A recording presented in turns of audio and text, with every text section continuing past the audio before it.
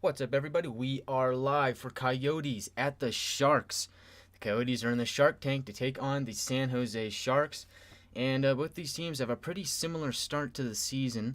The Coyotes and the Sharks are towards the bottom of the standings, and you figure they're both in the race for Bedard, but hey, I mean that's just the way things go sometimes. Both of these teams are technically in the rebuilding phases. Hi everyone, I'm Guy Carenza, and tonight we are going to do live play-by-play of the Sharks and the Coyotes.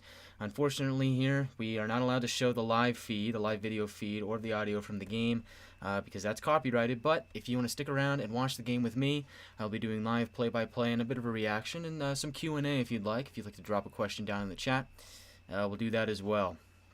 So we'll just take a look at the standings real quick, do a little highlight for the pregame, and then we'll get going. So, as I mentioned before, the Coyotes and the Sharks are pretty similar in where they're at in the standings. The Coyotes are 7th in the Central with a record of 9-13-4. That gives them 22 points. They're 5 points back of St. Louis. They're not really anywhere close to the wild card. Same can be said about the Sharks. 9-16-5 for a total of 23 points. So, like I mentioned before, these teams are not really anywhere close to the playoff mark. But you figure at some point they could go on a run and make a playoff push. Here's the thing. I would expect Arizona to do that. Out of these two teams, I think Arizona could do it. The Sharks have played 4 more games. I think Arizona can make a run. Their leading scorer is Clayton Keller. He's got 10 goals, 16 points for total. 10 goals, 16 assists for a total of 26 points in 26 games played. So he's a point per game player. He's arguably the Coyotes' best player, although you could throw Karel Vejmelka in that conversation as well. He's had a really solid season. He's 8-7-3, 3.07 goals against average with a 9.13 save percentage and 2 shutouts. He's a shining spot on a team that's really kind of struggling. So I feel like if the Coyotes have a building piece, a building block to build around, it would be Karel Vejmelka. On the Sharks side of things, it is a reverse retro night for the Sharks. They're wearing their California Golden Seals inspired jerseys. They're white with a little bit of teal and some yellow or gold trim, whatever you want to call it, yellow, marigold, something along those lines. It's the Golden Seals colors. I would prefer them to have done a teal jersey as opposed to a white one. But hey, beggars can't be choosers. They look great. They'll be wearing those tonight against the Coyotes. James Reimer is expected to get the start tonight. He's 5-8-2, 2.99 goals against average, with a 9.03 save percentage and a single shutout on the season. Reimer in net for the Sharks. San Jose, they've got a lot of good pieces, but they just haven't been able to get it done. Timo Meier, Tomas Hertl, and Erik Karlsson. And we'll talk about Erik Karlsson as things go on, but he's had a surprisingly well start to the season, and we'll see if he stays with the Sharks the remainder of the season or if he'll end up on the trade block as rumors have been swirling, similarly to another guy on the Coyotes, Jakob Chychrun, who's played in 10 games this season. He's got 3 goals, 6 assists for a total of 9 points. He's been rumored to be on the trade block for at least a couple of years now, and it seems like it might be time, although I feel like a team would have a hard time shelling out a first-round pick, especially with how stacked this draft is and the uncertainty around Chychrun. So it could be interesting to see if he stays in Arizona. It seems like he doesn't want to stay in Arizona, but it'll be interesting to see if he does stick around in the desert or if a team will end up trading for him. For the special teams battles, it's kind of interesting because I figured these teams are similar in the standings. They're probably similar in the special teams department, and that is pretty much true except for one thing. On the penalty kill, Arizona is a 75.89%. They're 22nd in the league. But San Jose, their penalty kill is 84.88%. That is second best in the league, only behind Boston. So who would have figured? I wouldn't have figured before I did my research, but here we go. The San Jose Sharks with the second best penalty kill. I imagine that will play a factor in tonight's game at some point. The Sharks' top line is Timo Meier, Tomas Hertl, and Kevin Labanc. They've had a pretty solid season so far, but the Sharks' depth has not really provided. And, it's just another season for the Sharks. Head coach David Quinn. It's his first year behind the bench for San Jose. He had a stint in New York.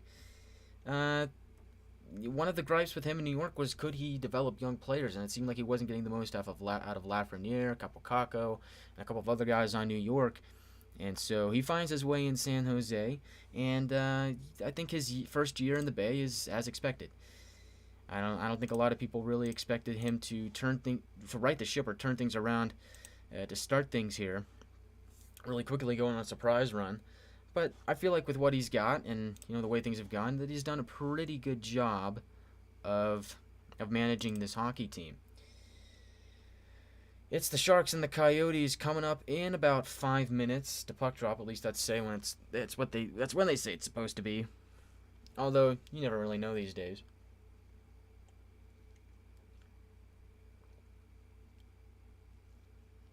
And for the Sharks, it is Randy Hahn's, I believe it's his 2000th game that he's calling. So congrats to Randy. And man, is he one of the legends in this industry. So as we mentioned before, it's going to be Meyer, Hurdle, and the Bank starting on that top line for the Sharks. Nico Sturm is in there. Everything looks like it was on the Daily Face-Off, where you can find projected lines on there. Usually pretty reliable over there on that website. They're very good at what they do. As far as things go, I would look at whoever gets the first goal. I think it'll be interesting to see who comes out and scores first, because I feel like they'll have a lot of momentum going forward, but you never really know in these types of games against these teams that have losing records. It's going to be kind of a battle to see who ends up coming out on top, and does that necessarily mean that team is better than the other? You don't know. It's still pretty early in the season, Sharks and the Coyotes. And with the Coyotes, they're coming off an overtime win against Philadelphia back at the Mullet Arena, as it's called.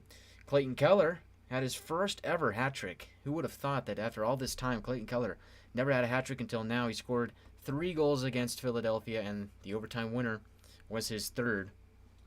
And so that's a pretty cool tidbit about Clayton Keller.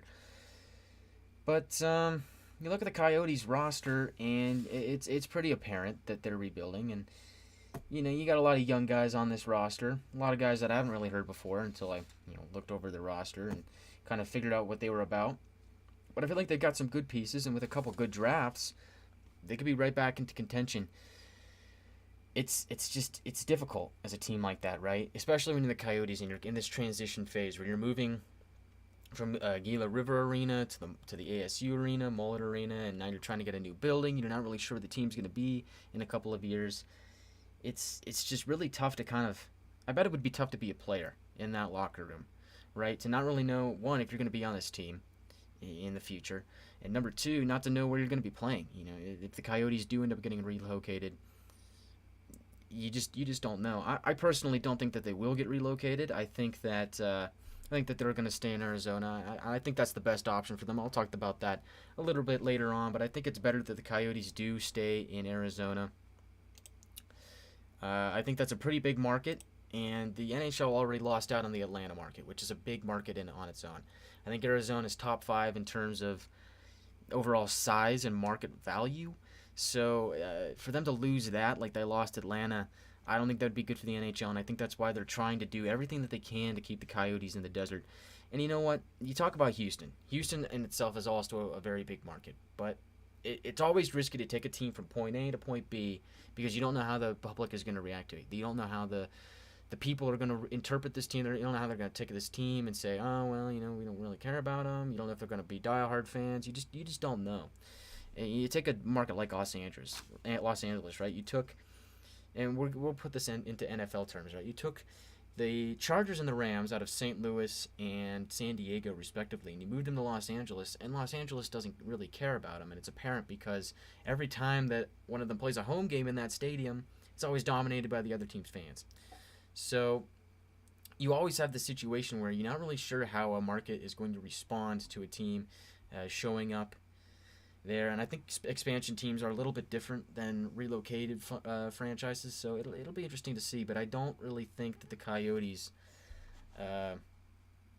should move out of Arizona. I think that they're fine in Arizona. If they get the Tempe Arena, that would be the best thing ever for them.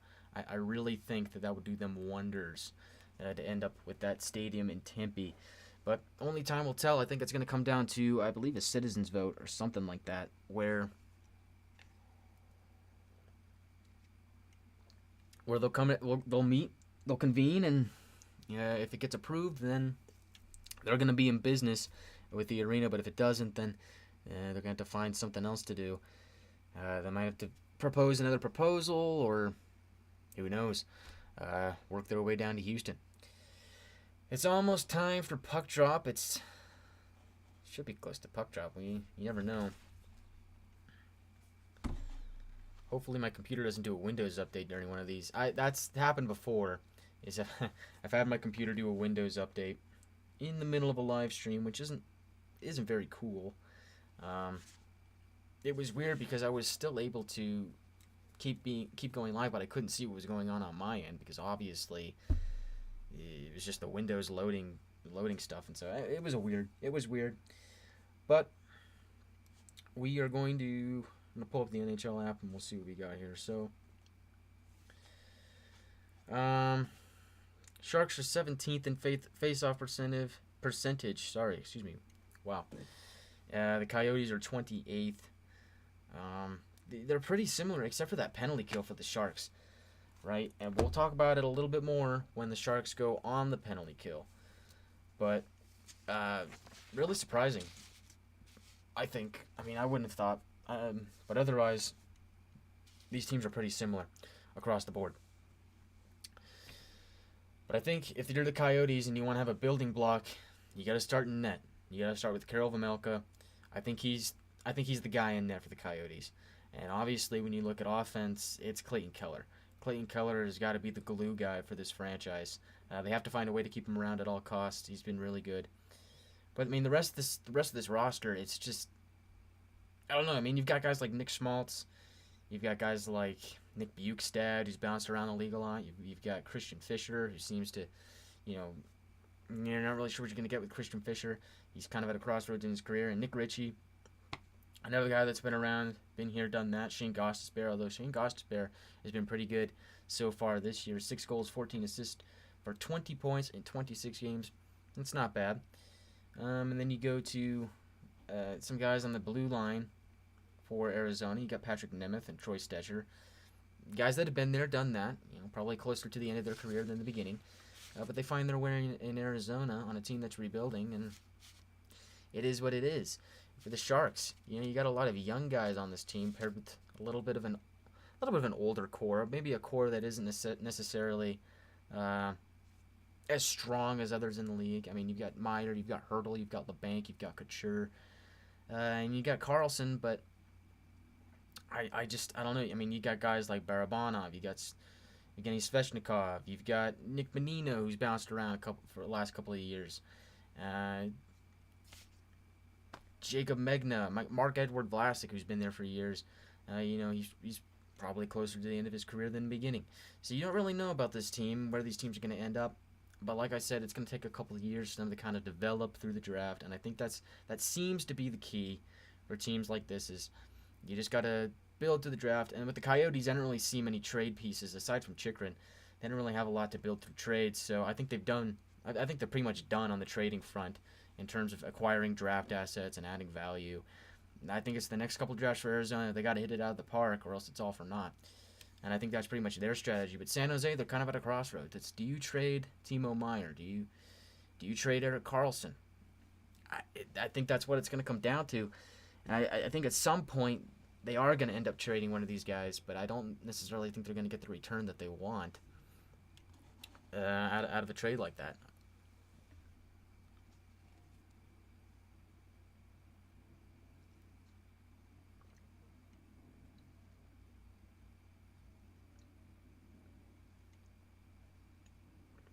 So, as mentioned before, the Coyotes are in the Shark Tank to take on the Sharks. I'm not sure why this thing hasn't started yet. I'm pretty sure the NHL app says that it starts at 8:30, but they're still going through their pregame. So, I guess you never really know. But the San Jose Sharks in their last outing, they defeated the Anaheim Ducks 6-1. They got 2 goals and 4 assists from defensemen, and a pretty strong outing from the Sharks, who were wearing the reverse retro that night, and we'll be wearing them again. So, it'll be interesting to see how the Sharks come out and play. I think they're a team that has a lot of potential, but they're just not there yet.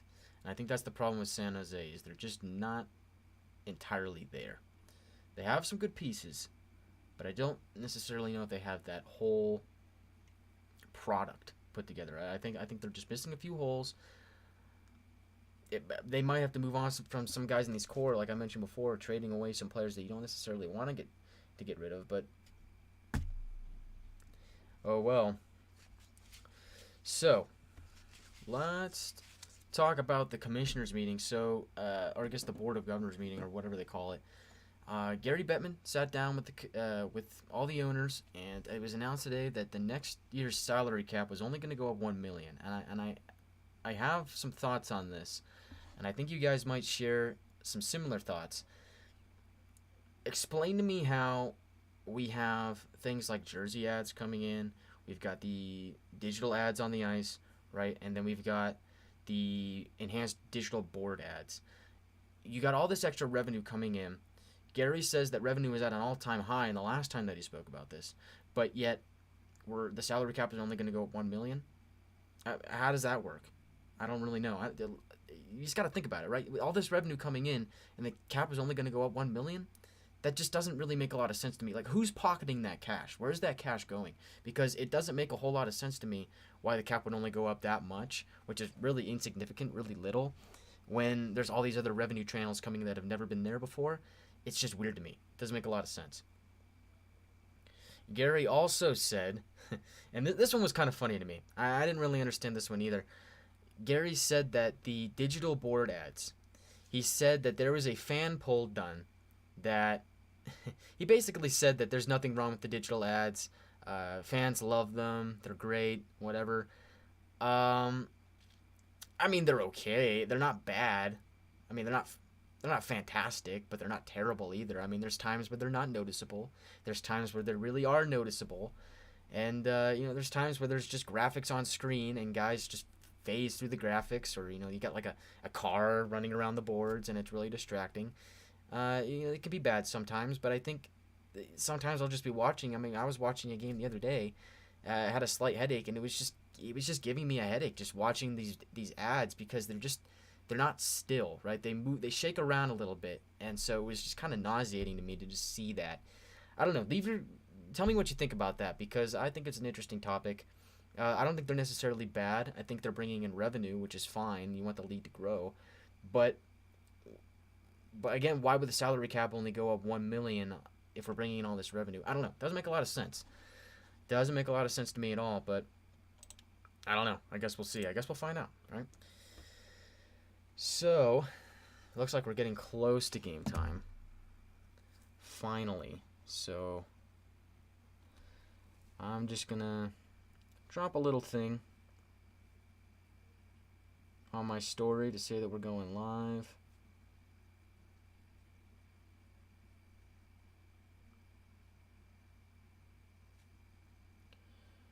And hopefully some people turn up. I don't know.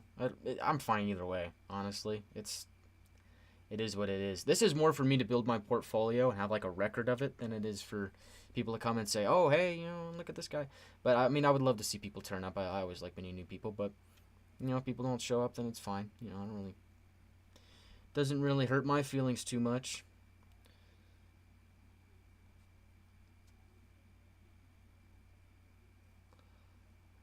Okay, so David Quinn, his fourth season as an NHL head coach. It is his first with the Sharks. And then Andre Torini. It is his second season with the Coyotes. He's got a .366 winning percentage. So, rebuilding team, go figure. And we are underway from the SAP Center. Off the draw, Coyotes win it. It'll be Michelli winning it, and he'll swing it around the boards. Over the blue line come the Coyotes. Button hooking there's Bukestad. He'll try and center it, but it'll bounce around and go behind the boards. It'll be picked up by Mark-Edward Vlasic for the Sharks, who are wearing the reverse retro white jerseys with some teal and yellow. And the Coyotes are in their home black Kachina sets, as the Sharks will throw it down the ice, and that'll go for an icing. So Logan Couture, captain of the Sharks. A little bit of an interesting story with him. I think he's getting closer. I mean, he's getting older, right? He's not getting any younger. But you figure with Logan Couture, you guys don't want to suffer the same fate as other Sharks captains where you don't win a cup. So, I mean, how do you do it? You got a rebuilding squad. You think he's the guy to build around? I don't know. Off the draw, Sharks win it. It's Vlasic again. He'll swing it around the boards and dump it all the way down. But this time it'll go to Vejmelka. He'll play it over to Chychrun. But a good battle there by... that guy's not on my roster sheet. Okay. Erik Karlsson at the blue line. He'll send it over. And looking for it. We'll send it back up top to Megna. Megna down low. Sharks work it back up top again to Megna. Megna with a shot will go wide. It'll be picked up by Tomas Hertl on the near boards. LeBanc swings it back over to Hertl. Along the boards, he'll swing it back up top. Across the ice, shot there from the far circle, goes wide. Looks kind of like a power play. Sharks are off to a hot start in the Coyotes zone. Down low for Hertl. Couldn't get it, and he swings it out in front, and nobody could pick it up. And the Coyotes go the other way with it. It could be a 3-on-2 if they hurry, but puck bounces around and hits a little skip, and Sharks will take it. They'll swing it back down, and will that be an icing? Yes, it will. So, we will have the draw down in the San Jose zone. Simic for the Sharks, and Sturm will take the draw against McBain, and Sharks win it, but they'll say we'll do it again. Referee says, my bad. We will try it again. And so, here we go. Sturm against McBain again. And this time, Sharks win it again. They'll pitch it into center ice. It'll be picked up there by Troy Stecher. He'll swing it over to his partner, Patrick Nemeth, who will dump it in. First man on it for the Sharks is Juuso Valimaki. Valimaki will swing it out to the far boards. Sharks try and get out of their zone, battle along the blue line, and they get it out. Over the red line come the Sharks. They'll dump it in. Vejmelka to play it. He'll slow it down a little bit, but it'll go into the corner, and it'll be a battle for it. Svechnikov was there. Over the red line. Sharks have it now in their own zone. It's Simic. He'll dump it in, and Coyotes will get it. Swing it around the boards, try and get it out. Play it up top for Liam O'Brien. He'll send it over to Keller over the blue line. He'll pitch it into the middle. Shot there, and Reimer makes the save. He's now fallen over. He's gotten back up, but a weird-looking save by Reimer, but a save nonetheless. Coyotes over the blue line again. They'll dump it in. Keller couldn't get there, and it was Matt Benning that was able to chip it back out to center ice for the Sharks. They'll send it down low. Gadjevich was there, although looks like we're watching a tennis match as the puck keeps going from zone to zone. Not a whole lot going on so far. Sharks over the blue line will pitch it in. It's Couture, the recipient of that. He'll poke it behind the net for his line mate. And centering pass from the far boards will end up behind the net. Centering pass again into the slot, and it's blocked. And we'll get up a top for Karlsson. Karlsson trying to dance, couldn't keep it in, and it could be a race. It looks like Nick Ritchie was trying to get on a breakaway, but Erik Karlsson said no can do. And the Sharks will play it back out to center ice. Good defensive play there by Karlsson after making the initial mistake. Coyotes from their own zone hoist into center ice, and the Sharks intercept it, and it'll come back into the Coyote zone, so they'll try again. Michelli back over to the defenseman, and they'll dump it in. No icing. Must have hit somebody in neutral ice. The Sharks will pick it up and go the other way. Here comes Simic. He'll dump it in from the neutral zone. Sharks down low. Work it to feed it into the center, and they can't find anybody. He'll come back up top. Comes back up to Simic. A drive. He scores! And so the Sharks strike first in the Shark Tank. On a reverse retro night, it's Radim Simic, his second goal of the season, and it might have been Tomas Hertl's goal as he leads the charge, and we'll see if we can get a better look at it. And so it looks like it is going to be Tomas Hertl, so that would be his 10th of the season and his 30th point overall. Let's see if we can see if it deflects off his stick. It looks like it did, so it will be Tomas Hertl for the San Jose Sharks, giving them a 1-0 lead. And San Jose breaks the ice. Off the draw, the Coyotes win it. And let's see how they respond here. Nemeth will work it in deep around the boards. Reimer will play it. First man on it is Boyd for the Coyotes. Keller's lost his stick. He'll try and kick it back to Boyd, but it's intercepted by Vlasic, and he'll send it back up to neutral ice. Puck will ping-pong around. It'll come down to Matt Benning, who will dump it in. Coyotes now deep in their own zone.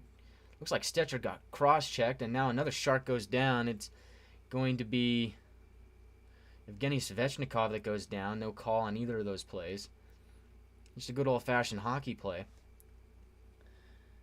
And so it is going to be Hertl's goal. I thought it initially would have been Simic, as a shot there from the point is swallowed up by Vejmelka. And it's the Sharks with a 1-0 lead. They get the first goal here.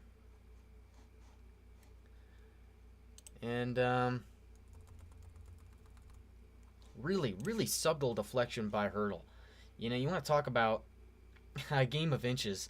That puck just barely hit the stick of Hertl and ended up going past Vejmelka. There was nothing Vejmelka could do about that one. It's the Shot's fourth shot of the game, or I guess that would have been the third one, as they just took a shot prior. But early on, it's the San Jose Sharks pressuring, as Bonino will take the draw against McBain to the left of Vejmelka. Carlson up top will swing it over by Megna, and the shot goes wide, really picked up there. Shot back for Carlson. Rebound. They score! And it's Nick Bonino making it a 2-0 game.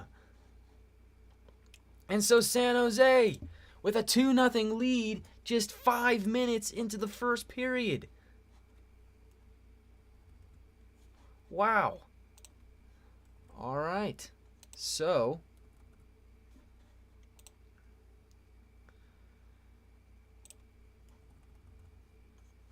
the San Jose Sharks, it was a bang-bang play. Shot was stopped initially by Vejmelka, and the rebound was right on the doorstep, and Bonino just went around him and put the puck in the back of the net. Off the draw, the Coyotes win it. It'll be dumped in by Barrett Hayton, and behind the net it goes. Sharks will try and get out of their zone, and in fact, goes out of play. So Nick Bonino with his fourth goal of the season. He's now got 4 goals and 3 assists for a total of 7 points. And if you're Andre Torini, you're probably not happy about the start from the Coyotes. Just 1 shot on goal to the Sharks 6 with 14:56 left to go in the first period, and you're already in a 2-0 hole. Draw to the left of Reimer. It'll be Keller against Couture, and Couture will win that back to Simic, and that one will be hoisted into the Sharks bench. So the Sharks start out with goals from Tomas Hertl off the deflection on a shot by Simic, and Nick Bonino on a juicy rebound. He pots it around Vejmelka, and it's a 2-0 hockey game early on. Sharks come out firing.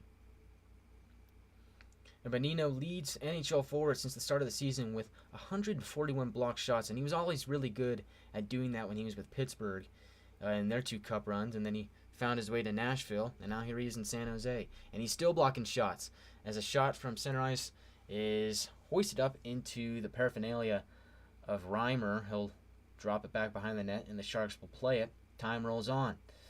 They'll move it into center ice as they're looking for a pass, and it's picked off by Lawson Krause. He'll dump it in.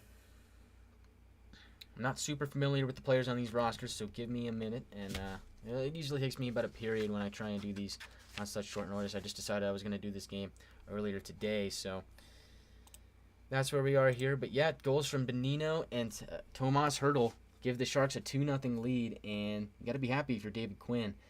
That's exactly what you want to see. Draw is going to be to the left of Reimer. Coyotes now have 2 shots on goal to the Sharks 6. It's going to be Hertl losing the draw. Coyotes back up top. They'll swing it along the far boards, and they'll center one. A save made by Reimer, and he's able to get a hand on it, and he'll freeze it. And they'll blow the whistle. A little bit of a scuffle afterwards. Looks like Harrington is in the middle of it for the Sharks. And looked like Lawson Krause was also there.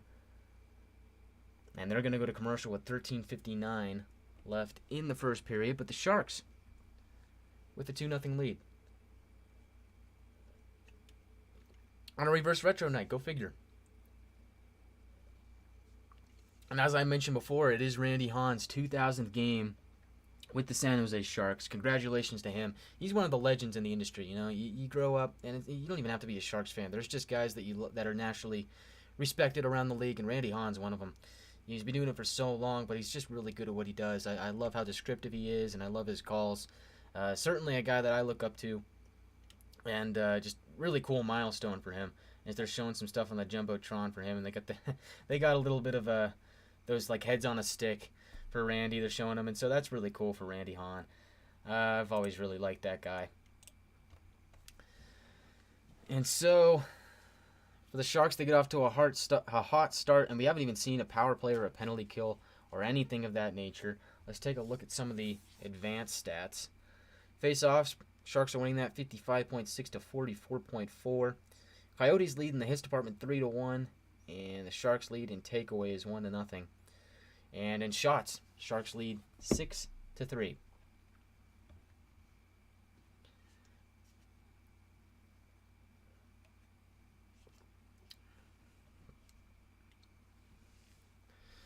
So, if anybody is out there watching, and you have a question that you want me to answer, or you just want to talk hockey, go ahead and drop something down in that comment box or the chat box. We'll get talking. I'm going to be doing live play-by-play of this game, but I'll be sure to answer some of your questions, and I don't mind a little company. So sit down, pull up a chair, and relax, because we've got a nice game ahead of us. And the Sharks already have a 2-0 lead. And also, if you want some more sports content from me, follow my Instagram at Pulse Sports Talk, where I post like stats and stuff and cool stuff and pictures with talking points, and it's just some really cool stuff over there. So go check that out if you're new. If you're coming from Instagram, hello, I'm Guy Carenza with the call here tonight. Sharks and Coyotes, as it looks like Michelli for the Coyotes will dump it in, and Krause will backhand it around the net into the near corner, and there'll be a little bit of a battle for it. Although the Sharks will come away with a dangerous pass into the slot in the San Jose zone. They've managed to evade any real danger as the puck works its way into the Arizona zone, but that was a dangerous pass. Centering pass from Harrington is picked off and sent back into the corner, so they'll continue to battle. As in the corner, puck squirts into the middle, but Nico Sturm couldn't get a handle on it, and the Sharks will find the puck back in their own zone again. Coyotes had the worst goal differential in the first period in the NHL, a -17, and that's apparent tonight, as they're already down 2-0, just 7 minutes into the first period as we speak. Battle along the near boards. 2 Sharks, 2 Coyotes. Their puck finally squirts out, and this might be one of those games where there are a lot of battles along the that yellow stripe along the boards, that is. Puck is centered, and nobody home for the Sharks. They'll try and pitch it back up top, and they do. Shot there is stopped by Vejmelka. Picked up another shot by Carlson. Whistles wide over the right shoulder of Vejmelka, and it comes out of the zone. Sharks will pitch it in and make a change. And so, with 12:26 to go in the first period, the Coyotes are looking to get on the board. They obviously can't let in the next goal. That would be a 3-0 hole, and that would be worse than it already is, given how early we are into this game. They'll pitch it out to center ice, backhand it in, and look to get something going, but the Sharks are the first ones on it. That's Semick, and he'll pitch it back up to center ice. Sharks moving in, 3-on-2. Dangling there is Meyer. He'll go around the net on his backhand, work it back up top. He'll try and swing it back in, but nobody there. It's kind of a blind pass. And so the Coyotes gain the red line and dump it in and look for a chance themselves. Liam O'Brien was on it, but he couldn't get there. Sharks now. Shot there. Oh, he'll select to pass it back up. Top of the circle now. Around the boards it goes. Benning feeds it around. It'll come back up top for Vlasic. It'll be picked off by the Coyotes, and they might have a chance. Here they come. It's Barrett Hayton. He'll button hook, look for reinforcements, and they'll come. He'll get it to Coyote back up top, and they'll whistle one wide. As they can't keep the puck in the zone, they'll retreat to center ice. And fumbling the puck a little bit. Turnover there for the Coyotes. And they'll work it down low. Pass it to the middle. Shot saved made by Vejmelka. Puck is loose. And it's in the near corner. Sharks pick it up and send it back up top. It's Carlson. He'll try to feed one to the left circle, but it's intercepted in the Coyote zone. And they'll pitch it all the way down to the Shark zone. No icing. 10:52 to go in the first period. It's Carlson now looking, surveying, gets one back up top for Svechnikov, and he'll fire it straight into the glove of Vejmelka.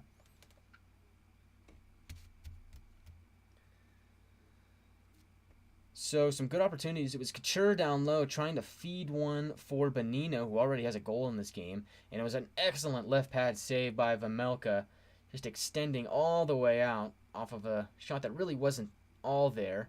And no, it actually hit the post. I don't think that ever did hit Vejmelka. Wow. It looked like it did hit him initially, but he just couldn't get it. Carlson off the boards. We'll pitch it up top, and a shot goes wide looking for a deflection, and we're going to get our first penalty of the game. It's the San Jose Sharks going on the power play, and it looks like J.J. Moser is going to be the culprit, and I'm pretty sure it's going to be tripping. 10:35 to go in the first period. Shots are 9-3 in favor of the Sharks. And just gets a stick in there, and yep, trips up Evgeny Svechnikov. And Sharks are going to go on the penalty kill, which is 84.88%. Or sorry, excuse me, the Sharks are going to go to the power play. Coyotes are going to go on the penalty kill. Their penalty kill is 75.89%. They're 22nd in the league. Sharks power play is 19th with a 21.8%. Coyotes win the draw, and they'll dump it down as the Shark zone, and they'll work their way into center ice. Over the line they come. It was Meyer, and it looks to be offside. So they will do the draw, and could it be Timo time tonight in SAP Center? You never know. He seems to be having a pretty good season so far. 14 goals, 13 assists for 27 points in 30 games. This is the Sharks' 31st game. It's the Coyotes' 27th. Sharks win the draw. They'll dump it around the boards. Vejmelka tried to come out to play, but he couldn't get it. But it's fine because the Coyotes are there on it first, and they'll dump it all the way down into the Sharks' zone. Behind his net, it's Carlson. He'll work it over the red line, drop it off for Couture, who will send it over to LeBanc. Around the boards it comes to Hurdle. Hurdle sends it around for LeBanc. At the near boards, he'll send it back up top for Carlson on the near side. Carlson sends it over. Back to Carlson. In the high slot, Carlson sends it down low. Shot there by Meyer down low. Will be picked up and passed back for Meyer. Shot save made by Vejmelka. Rebound comes back to Tomas Hurdle, and he'll send it into the center. Be picked up and set back up top to Couture. Couture surveys the scene, gets it over to Meyer. Meyer looking it down low. Back up top to the high slot for LeBanc, and a save made by Vejmelka.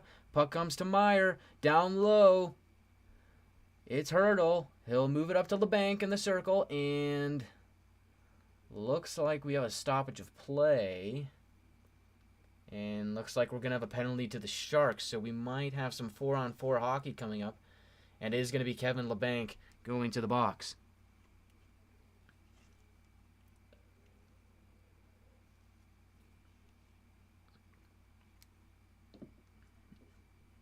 And so what do we have here? It looks like somebody's stick got smacked out of their hands. Yep, LeBanc got caught. He got caught swiping the stick out of the hand of Bukestad high up into the air. And so that'll make it a 4-on-4 for 29 seconds. 9:03 to go in the first period. Off the draw, the Sharks win it. It's Semek. He'll pitch it back for his defense partner, and Sharks will work it back up top and get it into the Coyotes zone. 12 seconds to go, and it'll move to a Coyotes power play in about 5 seconds. Moving on in is Michelli. Chikrin poking it in. He'll keep it in. Centering pass to the high slot. Shot there. Save made by Reimer. And he'll hold on as the Coyotes just started the power play. And Reimer taking off his mask. Hopefully everything's okay with him. My shot might have hit him up high. And it did. It hit him right in the helmet. And he immediately covered up on a shot by Shane Gostisbehere. Sometimes watching on the TV, it's hard to identify players right off the bat, especially when you get that motion blur from the camera. So I apologize if I'm a little slow to recognize players. it's a little bit of a tougher thing to identify. Reimer will go over to the bench, and they're going to take a look at his helmet, and they might just pull out another helmet as the equipment manager has gone down the tunnel. We'll see what they end up doing here. Sharks now have 10 shots. Coyotes have 4, and yeah, they're just going to pull out Reimer's other mask, the non-reverse retro one. And looks like they're just going to do a quick swap.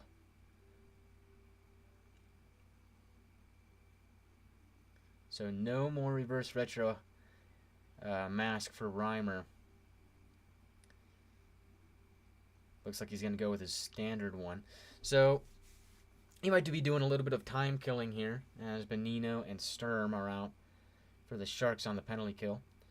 And for Arizona, this is a perfect time to get back into the game. However, the one thing going against them is the San Jose Sharks have the second best penalty kill, as opposed to the Coyotes' 21st ranked power play.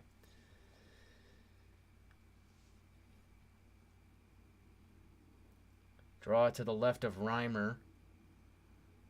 Won by Schmaltz. Back up top to Keller. Keller will send it back to Moser. Keller in the near circle loses his stick, and the Sharks poke it away, and it could be a 2-on-1. 2-on-1 for the Sharks. It's Bonino. Shot there, and it's blocked, and it'll go into the near corner, and they'll battle for it. Sharks will kill some time. Excellent penalty kill for San Jose, and now I can see why it's second. A minute to go on the Coyote power play. From their own zone, they'll survey. Coyotes will work it over the red line. Keller will move it over to Schmaltz. Back to Keller in the far corner. Sharks are there. Try to get it out. They couldn't do it. It's held in by Moser. He'll try and send it in deep to Keller. And puck was too hot for him to handle. And the Sharks will backhand it all the way out into center ice. And they might have a chance. Breakaway. And they come move in. And a shot and a save by Vejmelka. That was a good chance for Steven Lorentz, who came over in the offseason in a trade from Carolina. I believe that was the Brent Burns trade. And he tried to go over the glove of Vejmelka, but he was ready. And it's still a 2-0 hockey game. 26 seconds to go on the power play for Arizona. 7:25 to go in the first period overall. Arizona trying to get something going. Over the blue line, they go into the San Jose zone. And the Sharks poke it out, and they'll go. It'll go the distance. It'll go back into the Coyote zone. Vejmelka to play it, and that should do it for the Coyote power play. So tough break for the Coyotes. They can't score on the power play. In fact, they can't even get a shot on goal. And 6:59 to go in the first period. They're in a 2-0 hole. Behind the net, work it up top, and they can't keep it in. And so the Coyotes are having a little bit of trouble sustaining any offensive pressure. Over the blue line they go, and again, they get stuffed at the line. Puck is back in the Coyotes zone. Number 63, Michelli, will trying to get out of his own zone, but he's getting hounded by a Shark who is stepping on his shadow. Sharks have it now. They'll try and pitch it into the Arizona zone, but it's intercepted at center ice by Michelli, and he'll work into the Shark zone where Carlson will take it. Coyote blows a tire in the offensive zone, and the Sharks go the other way. Hurdle, dropping it over, a shot there, goes wide. And Vejmelka doesn't know where the puck is, and it's on his doorstep, and now he finally covers. As a lot of commotion was happening, the Sharks are really making plays happen off the rush. But not a whole lot was going on there for the Coyotes on that power play. And they almost conceded another goal there.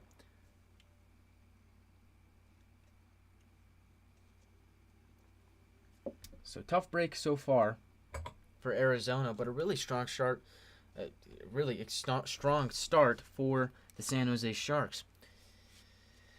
Again, if you missed it, the Sharks' first goal was a tip-in on a shot by Radim Simic. It was Tomas Hertl who tipped it in and gave the Sharks a 1-0 lead.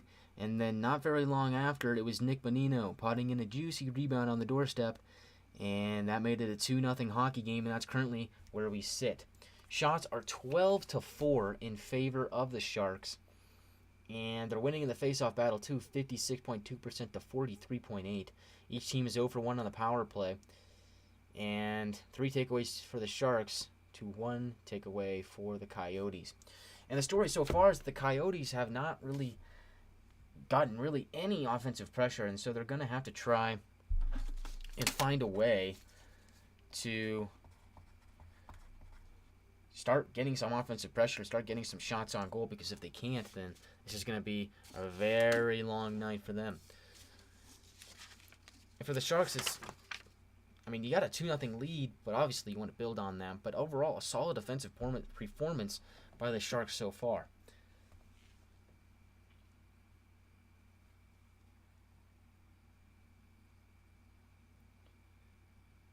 And so they bring us back to SAP Center.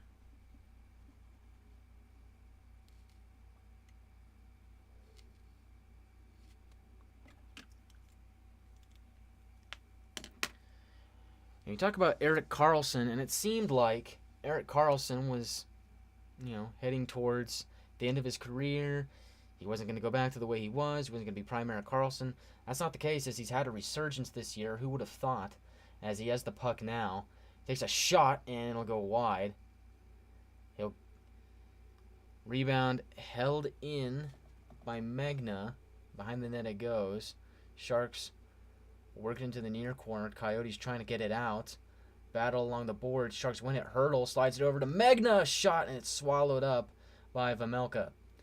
But again, we talk about Erik Karlsson, and really it seemed like he wasn't going to produce the way he was before he got traded, and it seemed like he might have been a lost cause. Now, all of a sudden, prime Erik Karlsson is back. He's over a point per game. He's got 12 goals, 25 assists for a total of 37 points in 30 games coming into tonight. So who would have thought? And now it seems like he's on the trade block. Shot there from the point by Magna's blocked, and the Coyotes could have an odd man rush if they play their cards right, but they don't. In fact, they're going to try and center one here, and it's picked off by San Jose, and now they'll go the other way. Moving into center ice, and a hit there by McBain will take the puck away, and the Coyotes have it. From their own zone, off the wall, they'll get it up to McBain, trying to make something happen. We'll send it into the middle, and the Coyotes will swing it behind the net at the near boards. Can they keep it in? No, they cannot. It was Valimaki that was trying to make something happen there. He's got the puck now in his own zone. Feeds it over to Chychrun.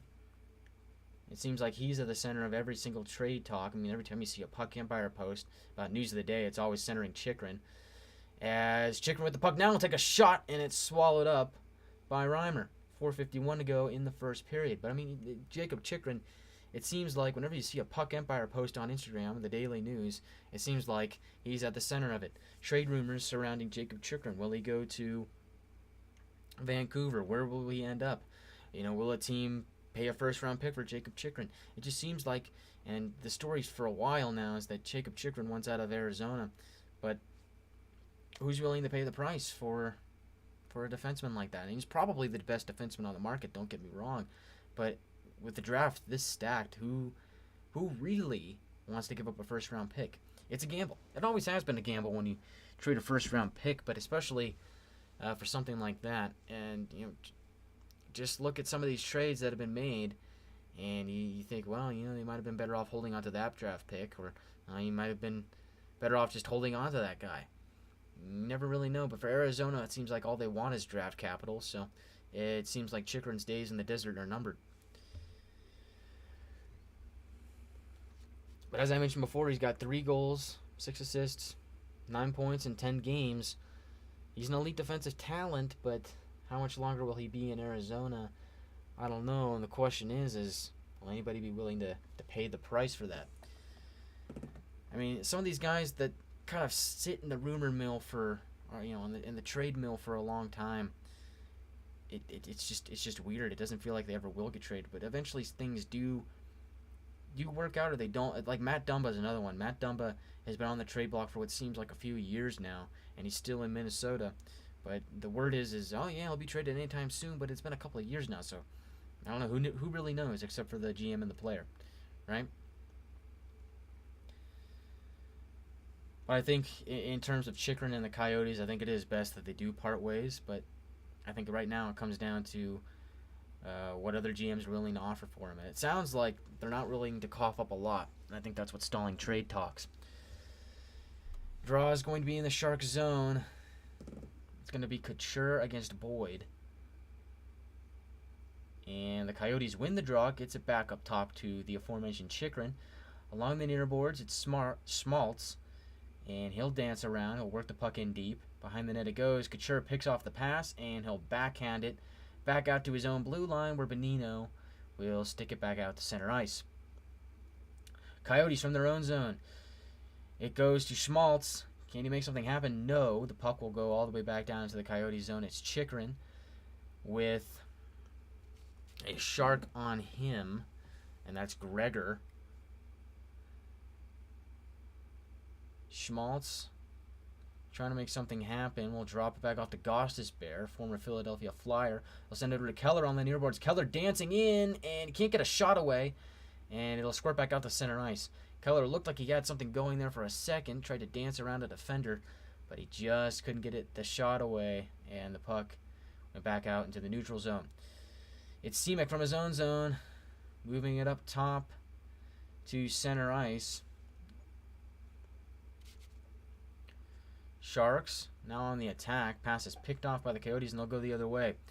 It's Lawson Krause moving in with Michelli. He'll drop it off. Moving on in on the backhand. Michelli on the doorstep, and the Sharks were there. And it looks like we're going to get a hooking call on the Sharks. And it looks like the Coyotes will go back to the power play. Yeah, unfortunately, we cannot show the game feed. That's copyright. I'm really sorry about that. But yeah, there's nothing I can do about that.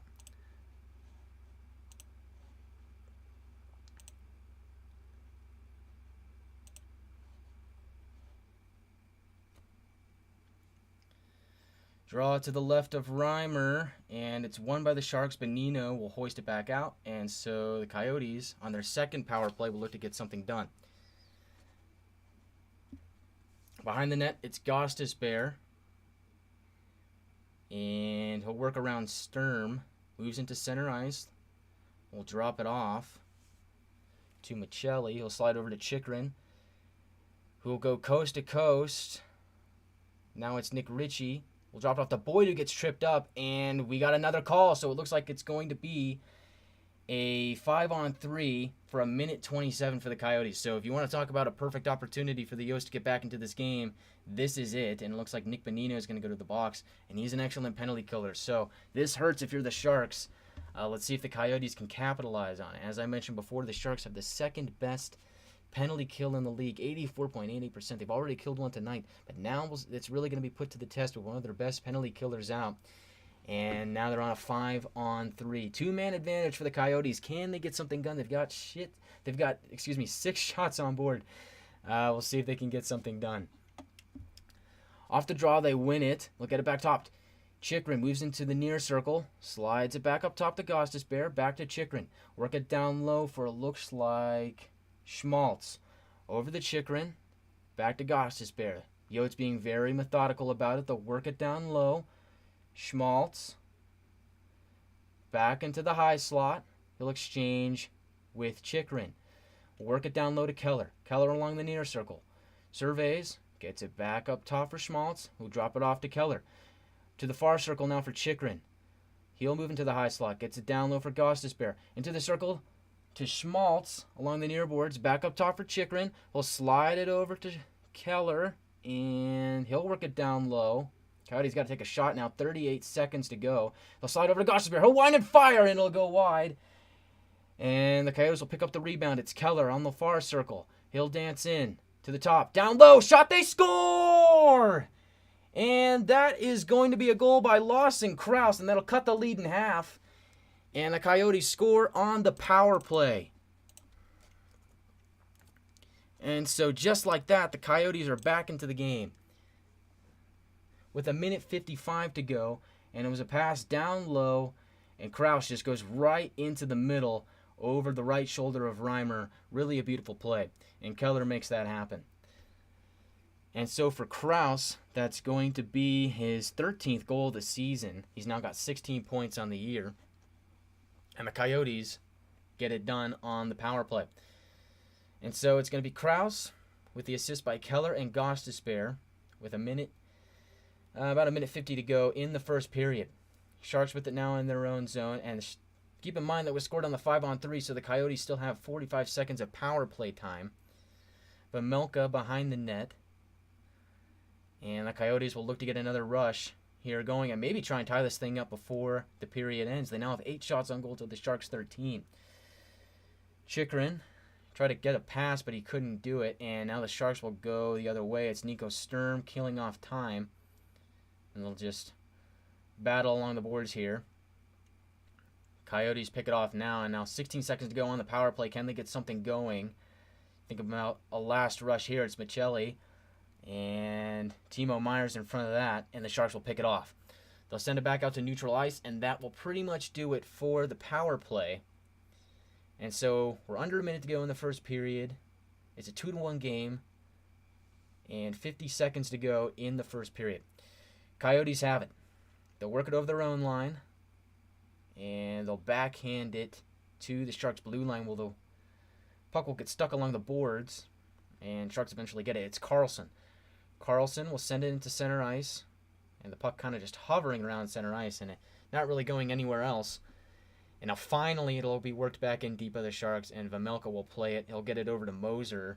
22 seconds to go in the first period, and it looks like Coyotes might try another rush here.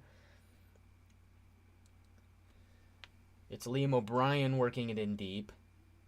And the Sharks are there to get that, and they'll hoist it back out to center. So 4 seconds, 3, 2, and 1, and that will do it for the first period from SAP Center. It's the Sharks 2 and the Coyotes 1 after 1. We'll do a little bit of a recap, and then if you guys want to talk about anything, go ahead and drop a comment down below. And, yeah, we'll have some fun here on a Tuesday night. We'll go over some stats, and we'll really go over how this one went so far. So, after 2-1 Sharks.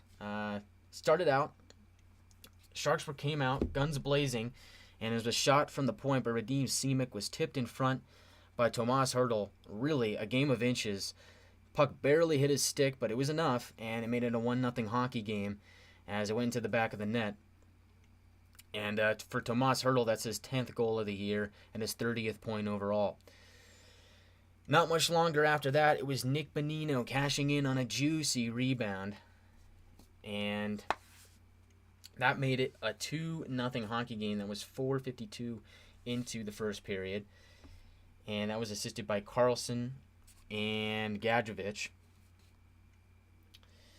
And so it was a 2-0 game for a while, and then late in the first period, a couple penalties by the Sharks put the Coyotes on a 5-on-3, and it was Lawson Krause that got the goal here on a feed by Keller. Krause was kind of down low by the goal line. Keller was up top, fed it down low to Krause, and Krause just quickly whipped around into the center slot and took a shot over the shoulder of Reimer. Really a beautiful goal, just as they drew it up. And so that made it a 2-1 game. And Coyotes still had a little bit of a power play remaining after that, but they couldn't get anything done on the rest of that. And so as we stand, that's the difference maker. 2-0. Or sorry, that was a 2-1. It was a 2-0 game, and now it's a 2-1 game. Coyotes get one late. We'll get to some stats here. Shots on goal. It looked like the Sharks were dominating on shots on goal for the most part in the first period, but Coyotes caught up a little bit later on. It's 13-8 in favor of the Sharks. Sharks are also winning the face-off battle, 54.5% to 45.5. Coyotes are the only team that scored on the power play. 1 for 3 to the Sharks, 0 for 1. And so hits are 6-5 in favor of the Coyotes, and blocks are 2-1 in favor of Arizona. Giveaways 5-5 for Arizona, 3 for San Jose, and the Sharks have 3 takeaways to the Coyotes, 1. And Karel Vejmelka stopped 11 of 13 in the first period, and James Reimer stopped 7 of 8. So, that's pretty much the story so far. If you guys want to, talk hockey, go ahead, drop something down in the comments. We'll do it. We got a little ways to go in intermission. But overall, it looked like the Sharks were going to run away with this thing early on. They came out really playing a really solid game. And then the Coyotes get the power play chance late, 5-on-3, and they're able to cash in. And it kind of felt like if the Coyotes weren't able to cash in on at least one of those power plays right on the 5-on-3, it was going to be a tough night for them. And they find a way to get it done. And now we're sitting at a 2-1 game. And, it's not looking too bad now for the Coyotes, as now you're just a shot away from making it a tie hockey game.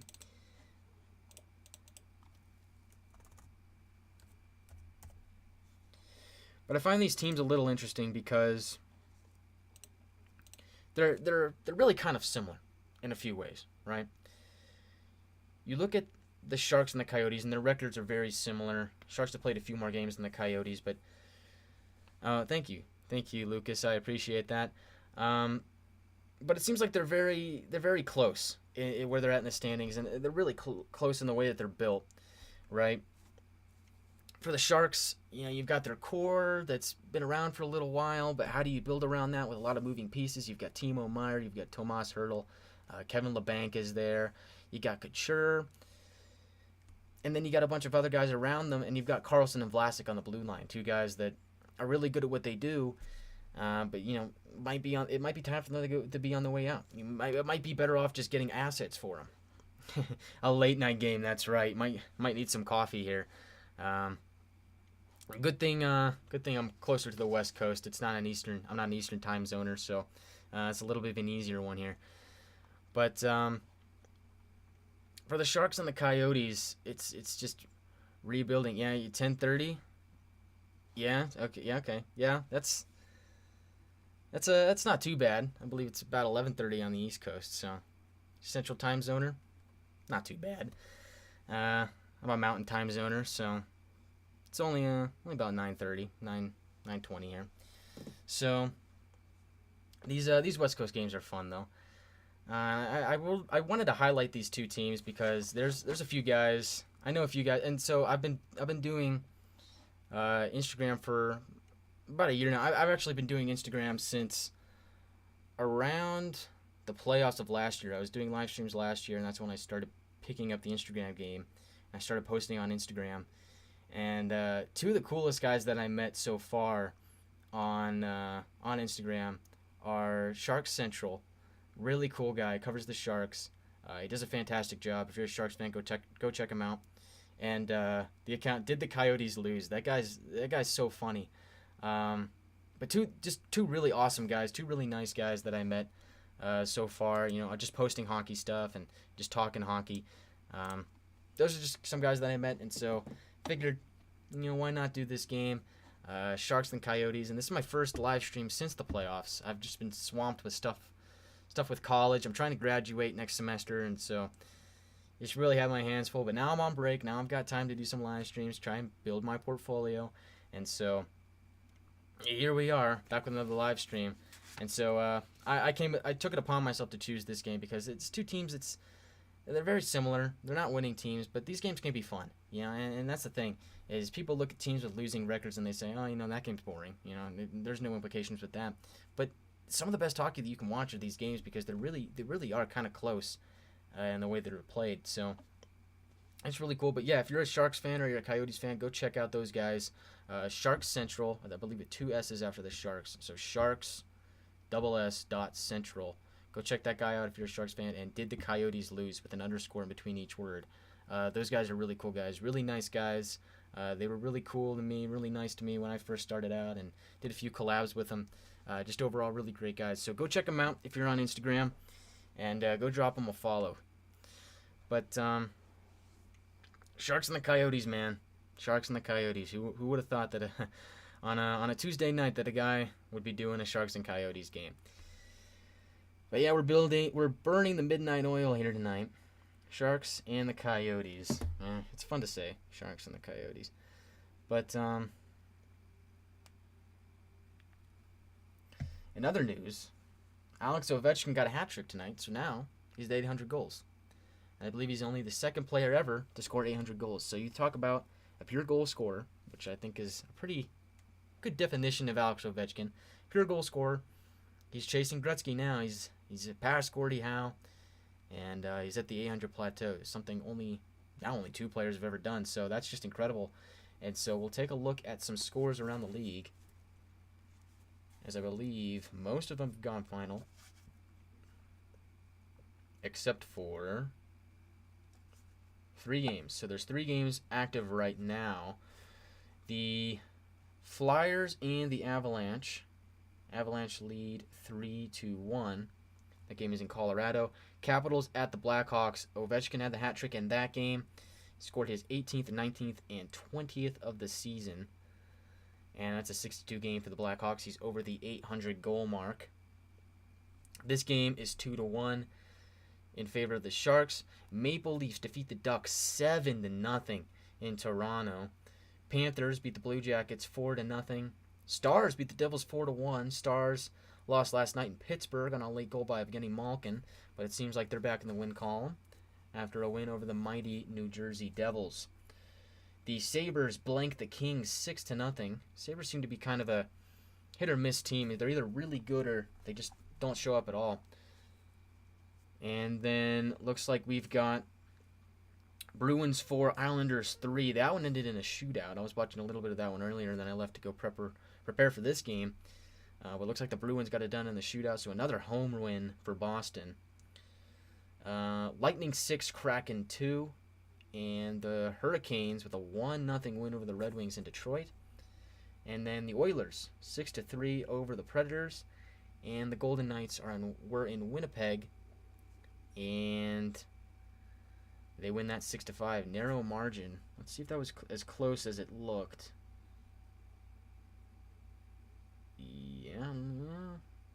Yeah. Looks like the Jets blew a lead. So, just a classic NHL slate. If we look at the standings, right? And is it too early to talk about playoff picture? It might be, but it's always fun to do. So particularly with these two teams, we look at the Western Conference. Dallas now has control of the Central. They're 2 points ahead of Winnipeg, although Winnipeg has 2 games in hand. Dallas and Winnipeg, that's interesting, man. That's really interesting, because who would have thought at the beginning of the season that the Dallas Stars and the Winnipeg Jets would be the top 2 teams in the Central? I didn't. Look, if you look at my season predictions, oh man, well, we don't talk about that. But no, in all seriousness, it's just really a surprising start from those 2 teams. And think about Rick Bowness coming from Dallas and going to Winnipeg and doing such a great job. The Minnesota Wild are 3rd in that division with 32 points, and the next closest team is Colorado, who's currently out of the playoff picture.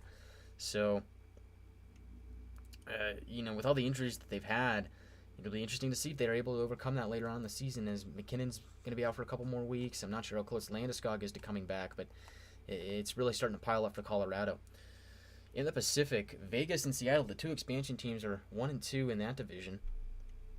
Go figure. And then my pick to win the Pacific at the beginning of the season was the Los Angeles Kings. They're 15-12-5. They're 3rd in the division.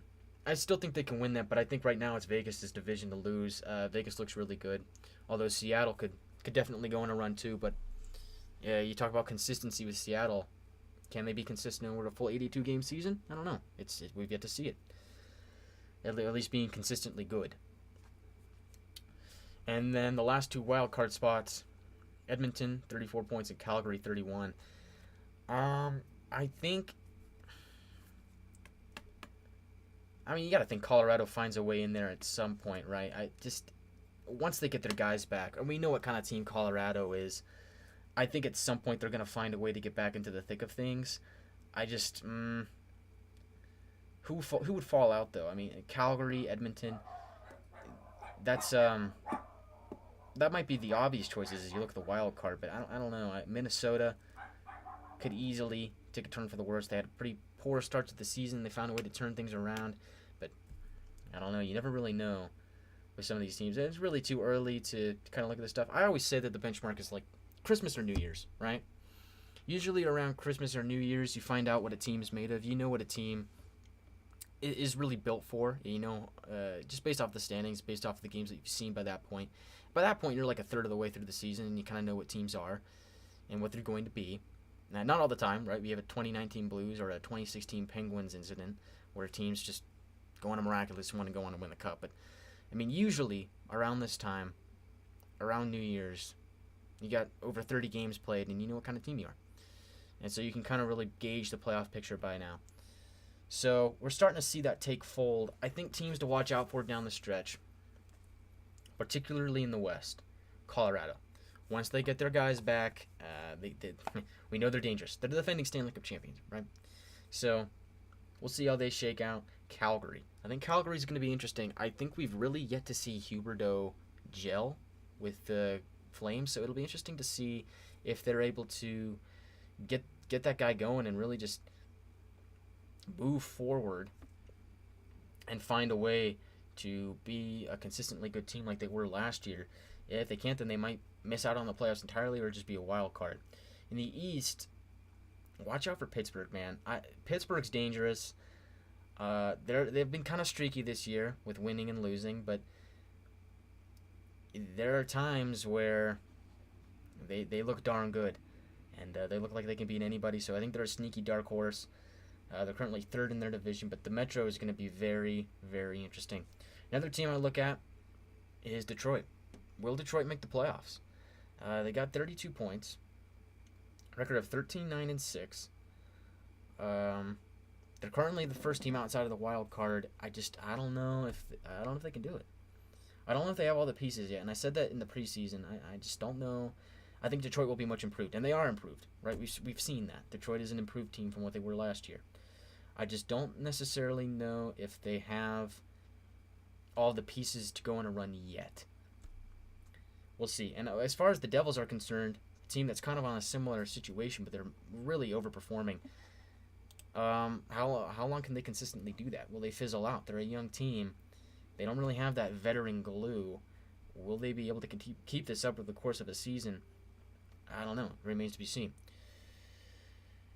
And so another team I want to look at is Washington. Washington's currently out of the playoff picture, but they could easily go on a run and find their way back in.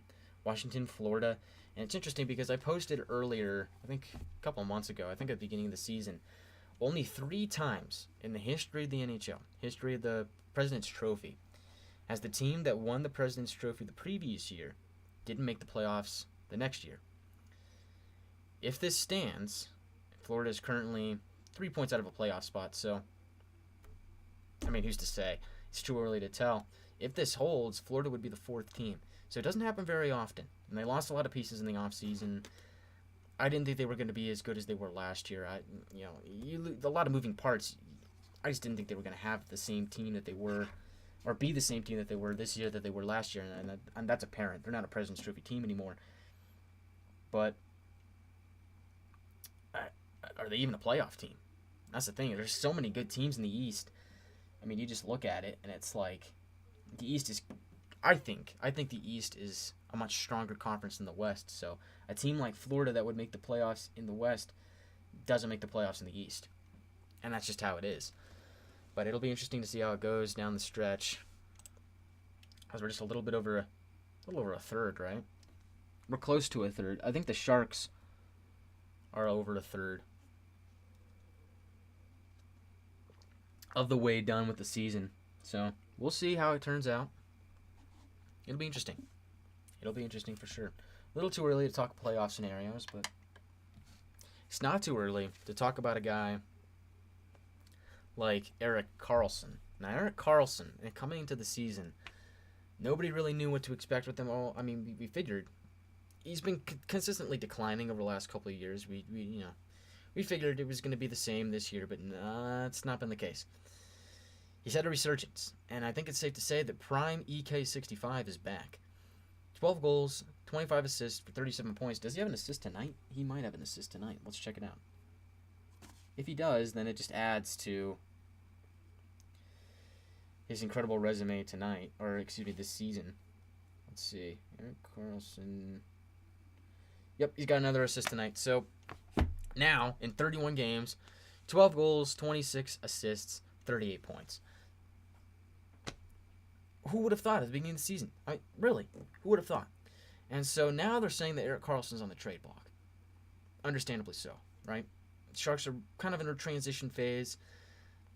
You figure you want to unload that cap hit and you want to get some assets back, but I don't think they're going to get the assets that they think that they're going to get, right? I don't think they're going to get a lot of assets, number one. And number two, I just think they might be better off keeping him. But you never know. Start of the second period is coming up here in San Jose. And it looks like they're set to take the draw. Bonino will take it for San Jose. And it looks like Bukestad will take it for Arizona. So the Bukestad, Krause, and Michelli line is out there for Arizona. And actually, Couture took the draw. So go figure. Bonino's out there, though, with Couture. I guess they just had the camera on him. Puck goes behind the Sharks' net. It'll be picked up there by Michelli. He'll work it along the far boards. Krause sends it down low. And Vlasic, the first man on it, and he'll get it out. But the Coyotes have it, and fumbling the puck there is Josh Brown, and he'll go deep into his own zone. So the Coyotes will have to go coast to coast if they want to make something happen.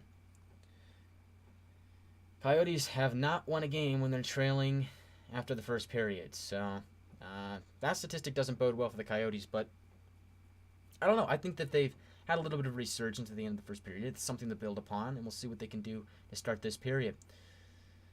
In the Coyote zone, up top, a shot there by Megna is sticked away to the far corner by Vejmelka. Shot up top, goes down low, and it's picked off by the Coyotes, and they'll go the other way. It's Schmaltz over the Sharks line.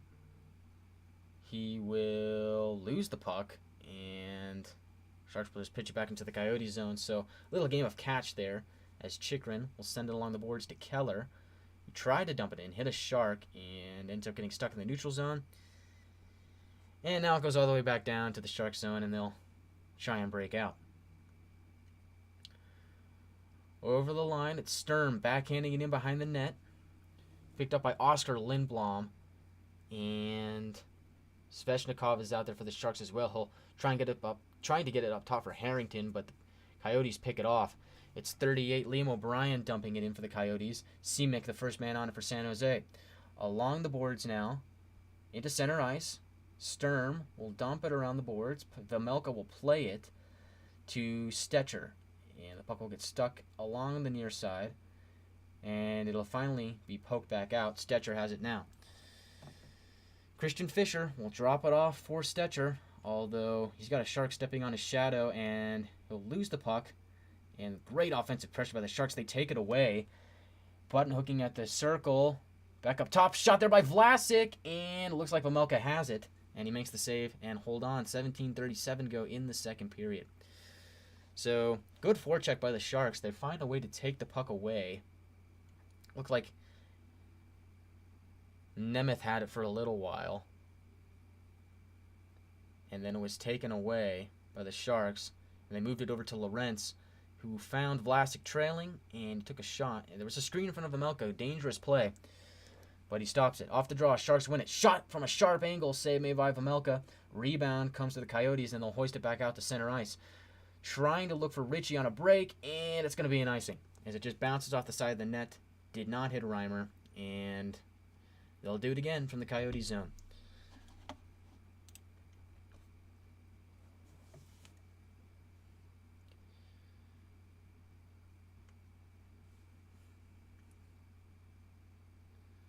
Two to 1 game. Sharks have won 13 faceoffs. Coyotes have won 11. And I think a big telling stat from a game is the faceoffs. It's not usually a super telling stat, but it's pretty good. Sharks in the offensive zone. Meyer gets it down low for Carlson. Meyer from a sharp angle takes a shot, and a save made by Vejmelka. Where's the puck? It goes into the far side. I don't think even Vejmelka knew where that puck was for a second. And the Coyotes have it. It's a 3-on-3 over the blue line. Keller will dump it in for Ritchie. Ritchie trying to get it over for Hayton. He'll move it back up top. It's Gostisbehere now along the near side. At the top of the circle, Gostisbehere tries to feed one in front, And Sharks got a stick on that, and it comes to them, and they'll take it, and they'll hoist it in for Meyer. Meyer trying to get around Gostisbehere, but a good defensive play there. As the puck will go into the far boards along the half wall, they'll battle.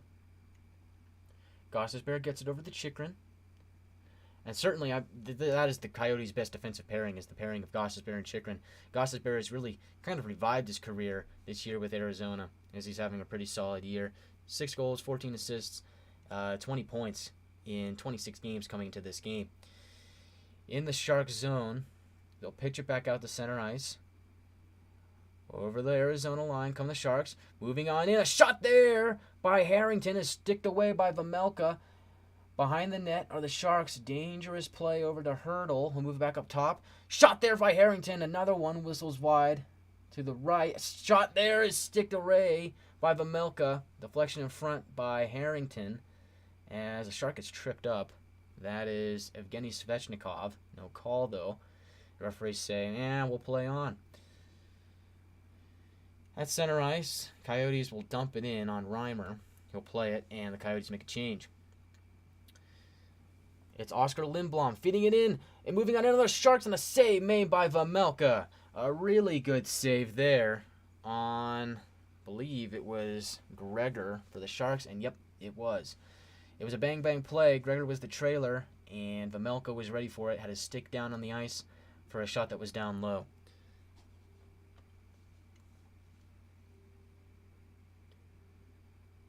And so the Sharks once again come out guns a-blazing. They now have 21 shots to the Coyotes' 8. I don't think the Coyotes have taken a shot so far this period. A shot on goal, that is, at least. Yep, they have not. Sharks have taken 8.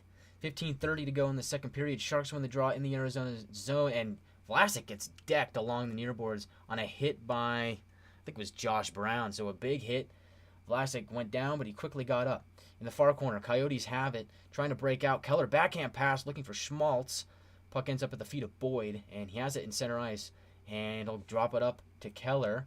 Keller looking for reinforcements. He's got Gostisbehere. Or sorry, that was Valimaki. Didn't see the one on the other side of his jersey. Weird camera angle. And the Coyotes at the Sharks line will lose it to Nico Sturm. Sturm will dump it in.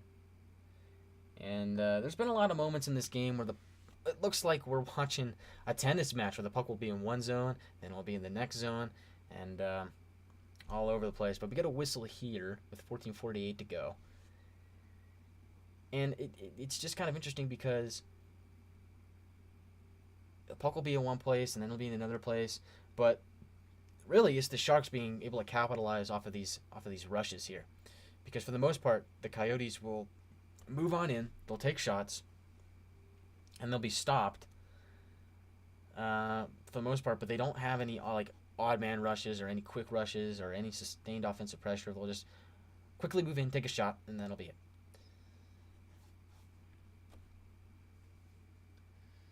Draw is to the right of Reimer. Carlson with it now. If the Sharks win the draw, he'll get it back out to center ice. And it'll be Gostisbehere from his own zone, trying to work it into center, but he can't do it. It's picked off by the Sharks. Moving on in, fanning on the shot. Vejmelka makes a save on the second attempt, and it'll go behind the net. Gostisbehere with it now. Yeah, you can watch the actual game, but I not with me, dude. I can't. It's copyright, man. I can't do that. Like, go pay ESPN or something. Like, I'm just doing the service of giving you some play-by-play. That's all I can do. Unfortunately, I mean, if I could show it for free, I'd show it for free, but that's out of my power. 14:03 to go in the second period. Do I know somewhere you can? I would check Reddit. See if you can find a Reddit stream. Some of them, if you get a virus, though, don't blame me. I know people do that with NFL streams, and I'm sure you can find an NHL stream. But yeah, I'd check Reddit. See if you can find something on like an NHL subreddit. You might be able to find something there, kind of like a bootleg stream. They exist. They're out there. They're not the most secure things in the world, but sometimes they work and sometimes they don't. So you might want to check that out. Otherwise, you might just have to pay for it.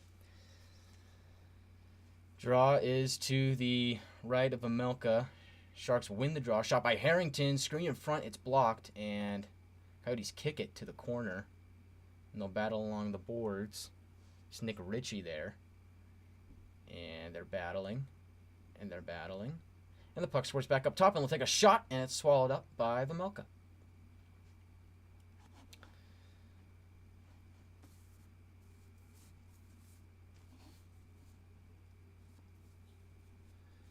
And so I don't think the Coyotes have had... Oh, they finally got a shot on goal. So now they have 9 to the Sharks 21. Sharks have really been the more offensive dominant team. And, I mean, it shows on the with the score and everything. But you think that the lead would have been a little bit bigger. Although the Coyotes' goal came on a 5-on-3. So that's a little bit telling, isn't it? But yeah, as far as being able to watch the actual game, see if you can find a stream. There might be some fortunate fella doing a bootleg stream out there for you. You might be able to find it there, but I don't know. It's pretty hit or miss. I mean, I've done it with the NFL streams before. Sometimes they work, and sometimes they don't. Sometimes you'll end up in like this revolving door of paywalls, and so it is what it is. But there is also I think there's NHL ones, but there's also some that do work. There's some that will reroute to a local broadcast. Hit the like button. Thanks, man. I appreciate that. You're a trooper, man. I appreciate your support. We're just having some fun on a Tuesday night. Sharks and Coyotes. Some might even call it the Tank Bowl. Tanking for Bedard. And as far as Bedard goes, you know, that's something worth tanking for, really. I mean, if anybody has seen his stats, I don't have them on hand, but actually, you know what? Let's look up some Connor Bedard stats right now. Well, thanks, Lucas. I appreciate that. You're too kind, man. Okay, let's check up some Connor Bedard stats.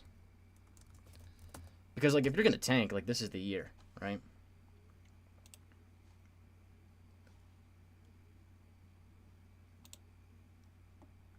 Let's check it out.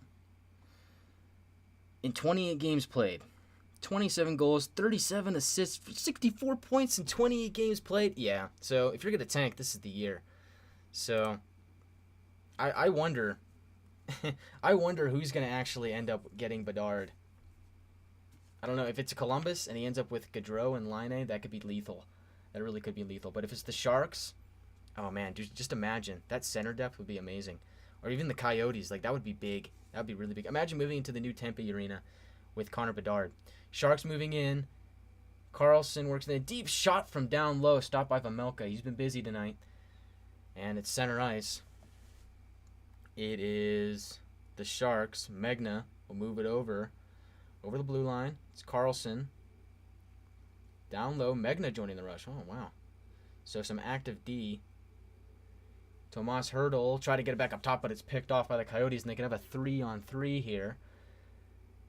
But they like to just dump it in and make a change. So the story so far this period, 11 shots for the Sharks and 1 for the Coyotes. So you think about a mismatch, this is it. Coyotes have not really had any offensive pressure going, and when they did, it was on the power play, and that's how they have their only goal. In the neutral zone, Coyotes trying to work into the Sharks zone, but again, they just get cut off at the blue line, and the Sharks are doing such a good job of doing that. And I think that's why the Coyotes have no pressure. But here comes Lawson Krause. He's got the Coyotes' only goal. He button hooks, sends it back up top for a shot, and it goes wide.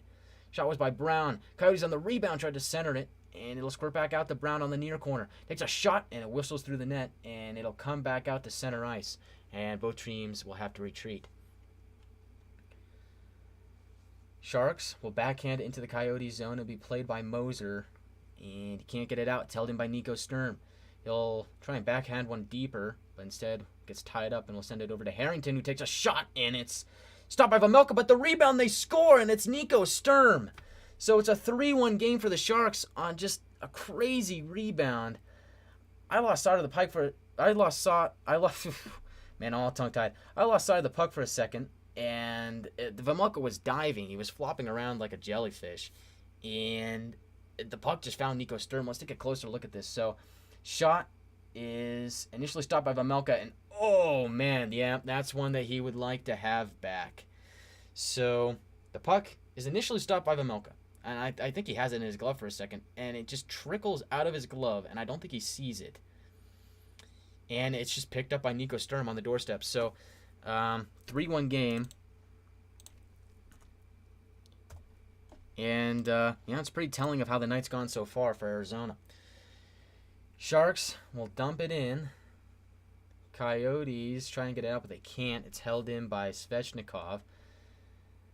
Now they chip it barely over the blue line. Sharks will come back and quickly dump it in. It's played by Vamulka, who'll get it to Chychrun.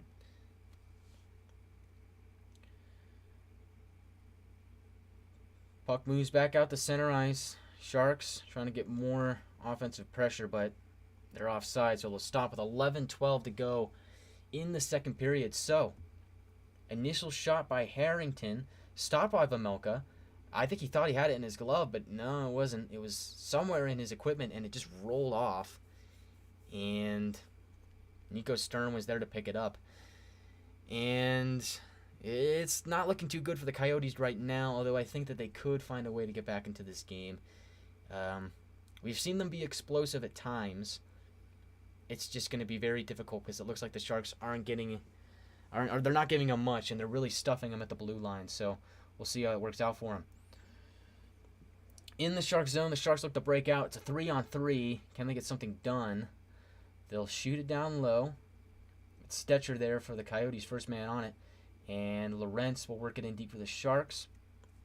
Although it'll be picked up by Jack McBain. He'll try and get it out, and he does. They have no urinals. Wow. Oh, well, you learn something new every day. All right, thank you for that. Good morning, Venezuela. Oh,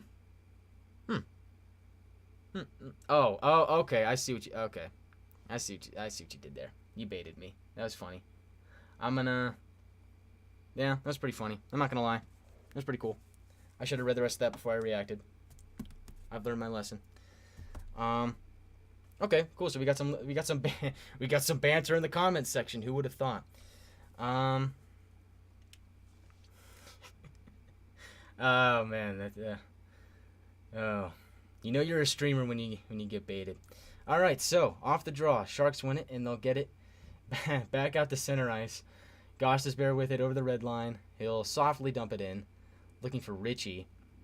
And again, the Sharks are really good defensively in this game. I don't know if this Coyotes team just doesn't have enough offensive firepower, or if the Sharks are really just that good of a defensive team.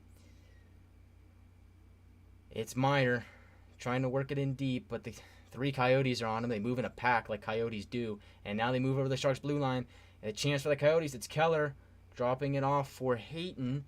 Moving it over to Gostisbehere. He fumbles a puck for a second. It takes a shot, and it's blocked in front and goes to the near corner where Hurdle will pick it up. And he'll move it over to Bonino. And back out to center ice it goes.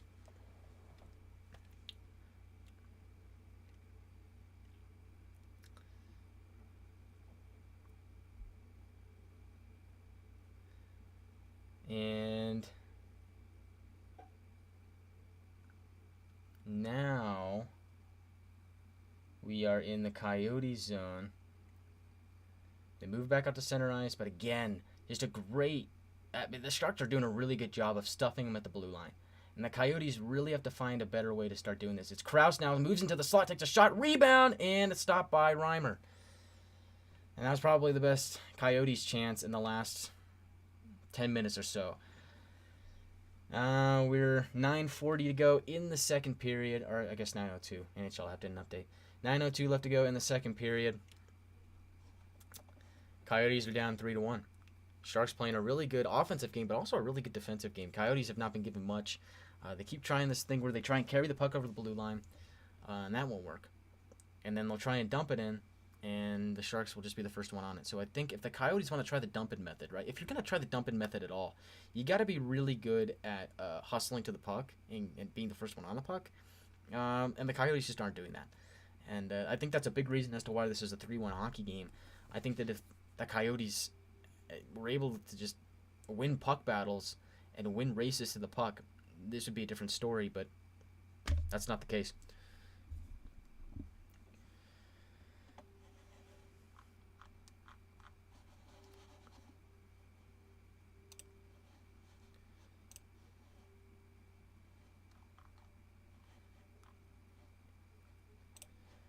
And so, again, two teams, and again, we'll take a look at the standings, right? And it's both of these teams are seventh in the respective divisions, so they're not really anywhere close to the playoffs. But it's fun to wonder, right?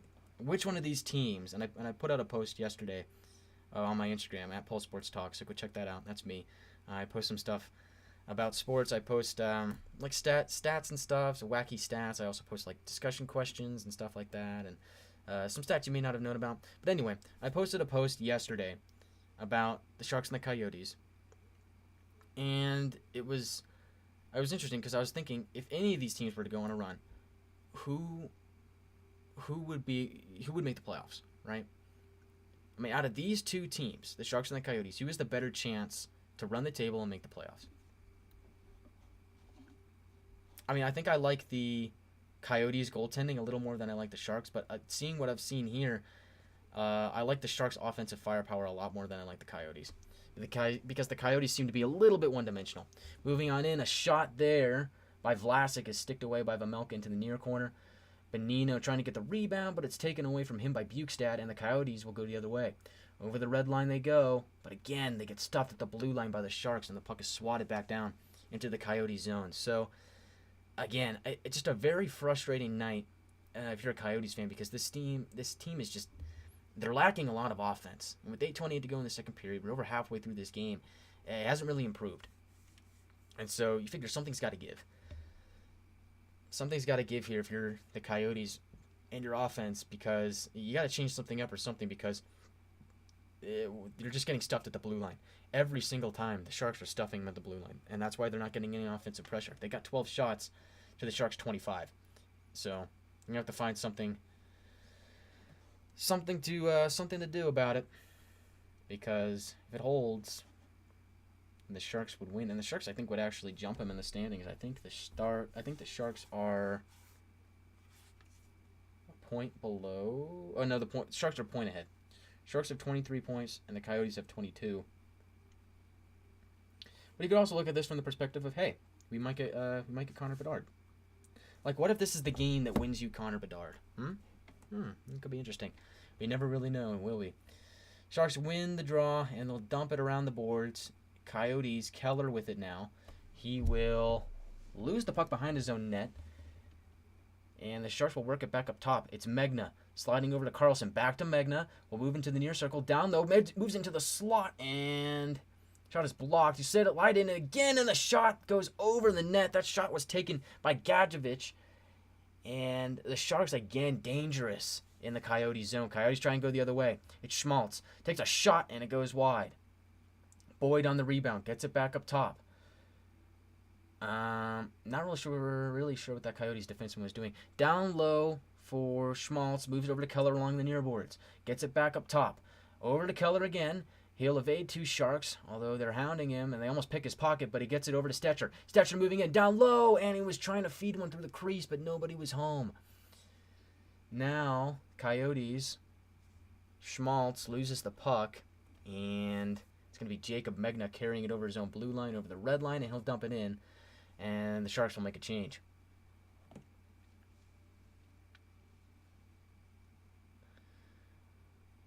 And so, battle behind the net, won by Arizona, and it's Christian Fischer trying to get around Semek, although good defensive play by Radim Semek will get it over to his partner Harrington, and the Sharks will have possession, and they'll look to break out now.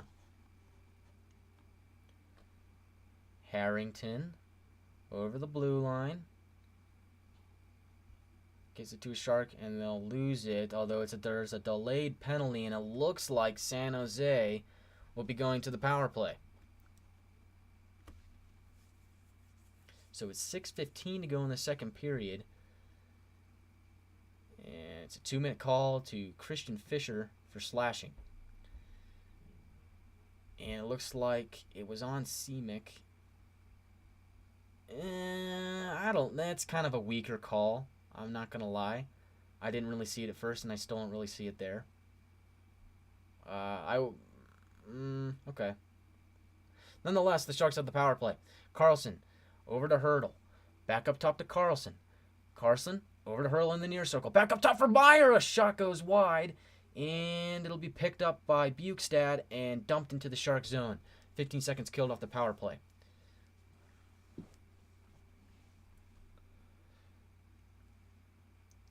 Sharks are wearing the reverse retros tonight, inspired by the California Golden Seals. Couture at the near half wall will dump it over to Hurdle. Around the boards it goes. It'll be picked up by LeBanc. He'll get it back up top, sliding it over to Couture. Couture backhands it back up top for Carlson. Carlson down low for Couture, and he tried to shoot it, but it was good stick there by Brown. Sharks lose possession for a second, and the Coyotes are able to dump it back down. 1:07 to go on the Sharks' power play. And San Jose with the chance to add to their 3-1 lead. 5:12 to go in the second period. It's Carlson over the blue line, getting it to Svechnikov, and Coyotes pick that off, and they'll send it with priority shipping down to Reimer, and they kill some more time off the power play. 45 seconds to go on that. We're under 5 minutes to go in the second period. Dumping in is Bonino, and first man on it for San Jose is Oscar Lindblom. Well, there's a battle at the half wall now in the far corner, and a Shark is down. I think it's Svechnikov. I don't know. It seems like it was Nico Sturm. Nonetheless, the Coyotes have it, and they try and get it out, but it's held in by Bonino. Back up top they go to Bonino. Bonino at the high circle takes a shot, and it's blocked by Vejmelka, and Sharks keep it in. Lindblom now gets double teamed by a few Coyotes, and they'll get it and hoist it back out to center ice, but it's gloved down by Matt Benning. Good play there. And the Coyotes are back at full strength as they were able to kill off that San Jose power play. 4:06 to go in the second period. The question here is, can the Coyotes make this a close game, or will the Sharks start to run away with it? Seems like we might be getting the latter. Christian Fischer will dump it over the red line. And Sharks from their own zone will look to make something happen. It's Gregor moving in down deep behind the net, centering one. Gregor, and the puck is loose on the doorstep. Vejmelka couldn't find it, and now it squirts back up top. It'll get over to Harrington. Harrington, a shot. Save made by Vejmelka. And behind the net it goes. Hurdle has it. We'll move back up top. A shot there by Semic goes wide. Picked up there by Harrington. Puck squirts back over to the high slot, and Sharks couldn't corral it, and the Coyotes will just dump it down and evade any more danger. Really tough night offensively for Arizona, but, don't mean to sound like a broken record, but Sharks are 28-12 in favor of San Jose.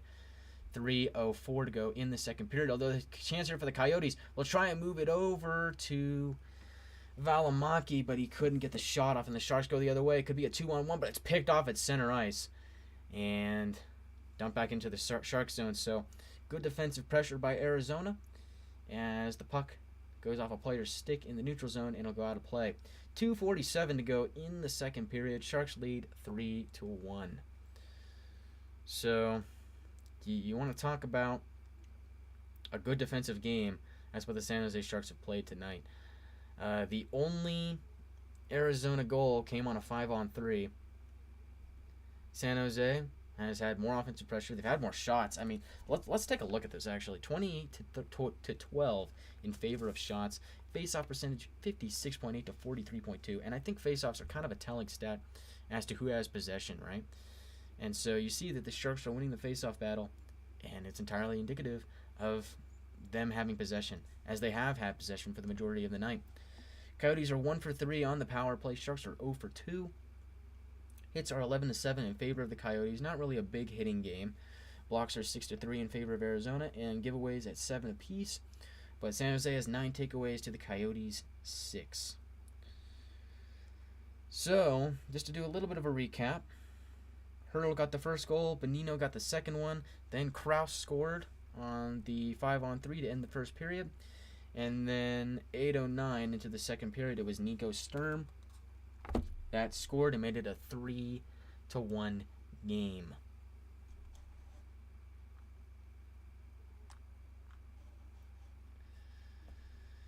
Well, maybe I should get some sponsors. What do you guys think? Maybe I get some sponsors. Maybe make some extra cash.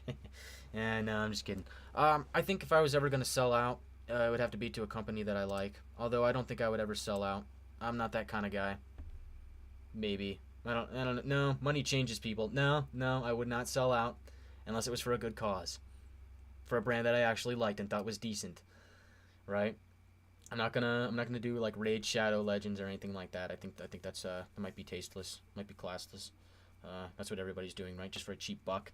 But no, I don't think I'd ever do that. Plus, I'm not big enough to make any sponsorship money. Although it would be cool. It's cool to dream, isn't it?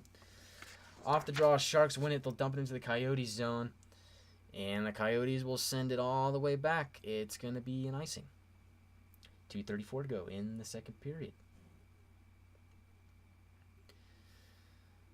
I mean, if you guys think, like, if you had to pick like a brand that you really like in your life, right, in general, who would you pick to be like your sponsor, right? I always thought that was kind of cool. Like when I was a kid, I always thought like, oh, it'd be cool to be sponsored by a brand that I like, and then you just get free stuff from that brand, or and then you get to be like a part of that brand, be part of that like whole like creative process. I always thought that would be pretty cool, but. Nonetheless, the Sharks with a chance here. Bonino with a shot, and looks like it goes wide. It'll be picked up by Lindblom. He'll try and center one. Goes all the way through. And it'll be worked up back up top. Carlson goes to Megna. He'll take a shot, and it'll go wide. And Sharks were trying to go back up top, but it's picked off by Keller, trying to move it over to Schmaltz. He couldn't handle it. But he was going to try and battle for it in the corner, but the Sharks got the best of it there. They'll send it all the way back down to the Coyote zone. They'll try and break out. Down low, behind Reimer, they battle. Hayton, Fisher there for the Coyotes. Puck squirts back out to the near corner. Bonino has it, and he'll hoist it all the way over into the Shark zone. And I believe that will be icing. And it will be. A minute 31 to go in the second period. Second intermission's coming up. If you guys want to talk hockey, talk anything really. I mean, drop something down in the chat box, right? Get the conversation rolling. We're having some fun on a Tuesday night. We'll certainly talk hockey. Doesn't have to be Sharks and Coyotes, of course. You can talk about anything you like, any team in the league. Off the draw, Coyotes win it. Brown gets it over, takes a shot, and goes out of play. So another face-off coming.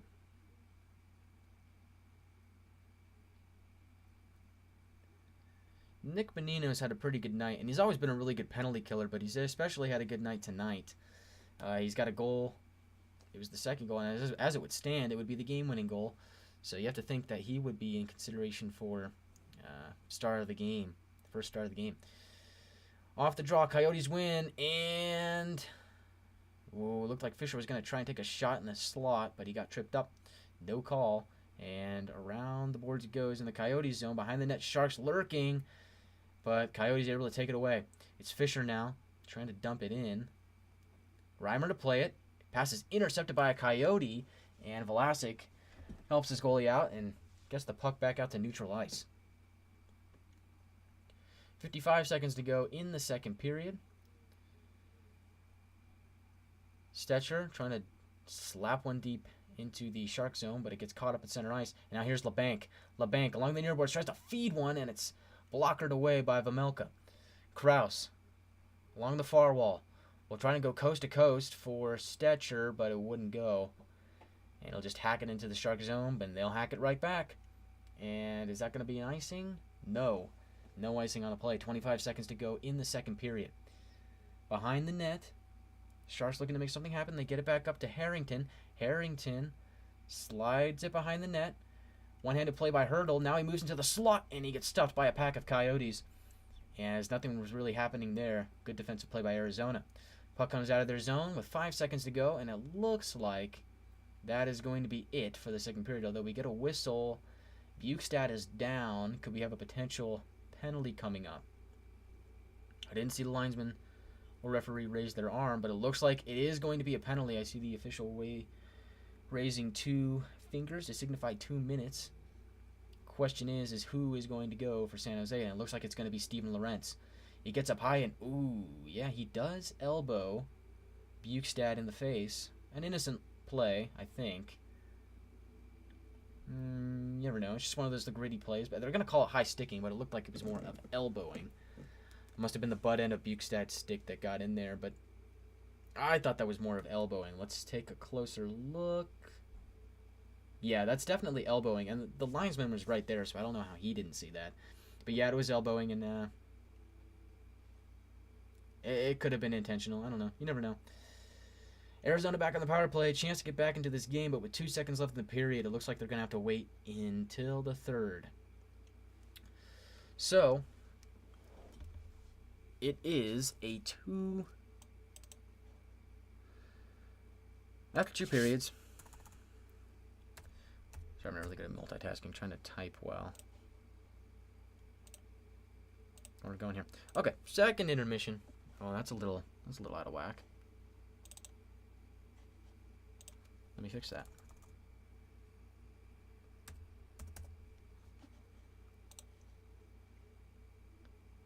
I have to do some resizing. There we go. You always throw elbows unintentionally? Yeah, it seems to be a common thing. Everybody's getting their elbows up. Everybody's got the old chicken wings, right? It happens. It happens. You never know. You never know. Something that seems harmless could be intentional. I don't know. If you're really sly about it, you can get away with it. Unfortunately for the Sharks, they could not. So, after 2 periods, Sharks lead 3-1. Started out with a goal by Hurdle, although I initially thought it was Semic. It was an initial shot by him, but a deflection in front by Tomas Hurdle. A game of inches, really, just a really soft deflection, but it got past Vejmelka, and that was the first goal of the game. Opened up the scoring, just 3:50 into the first period. Then it was Nick Bonino. Not much longer after that, 4:52 into the first period. He took a shot. A rebound was on the doorstep, just went around Vejmelka. 2-0 game. Lawson Krause got the next goal, though, for the Coyotes. That made it a 2-1 game on a 5-on-3 late in the first period, and that's the only Coyotes goal thus far. And so we headed into the first intermission, with the Sharks up 2-1, and then about midway through the second period, 8:09 into the second, it was Nico Sturm that scored on a similar goal to the Bonino one. I think it was Harrington. Yeah, Harrington took the shot, and it was initially stopped by Vejmelka, but he did not know where the puck was, and he thought it was in his glove or somewhere in his equipment. He was kind of just standing there, and the puck trickled out, and Nico Sturm said, "Oh, thank you, sir. Thank you very much." And he put it into the back of the net, and that made it a 3-1 hockey game. And that's where we stand so far. But one redeeming quality for Arizona is that they're going to be on the power play to start the third period. Almost a full 2 minutes. They got a minute 57 left on that. But it's been a pretty dominant performance by the Sharks defensively. Arizona only has 13 shots on goal. Sharks have 28 shots on goal. Face-off percentage is not much better for the Coyotes. It's 54.8 to 45.2 for the for the Sharks. In favor of the Sharks, only power play goal came for the Coyotes on that 5-on-3. Hits are 12-7 in favor of Arizona, but I figured they'd like to trade that for scoring. Blocks are 7-4 in favor of Arizona. Giveaways 7-8. So the Sharks have one more giveaway, but they have more takeaways, 9-6 in favor of San Jose. All right, so if you guys want to talk hockey, now is the time. We could talk playoff scenarios. We could talk playoff standings. We don't even have to talk about hockey, man. We could talk about sports in general. We could talk about the NFL. We could talk about NBA. Although my knowledge of the NBA is not as strong as the NFL or the NBA, the NHL. Those are kind of my strong suits. But you can always talk about them if you'd like. Just drop a question down below into the chat box, and we'll get it rolling.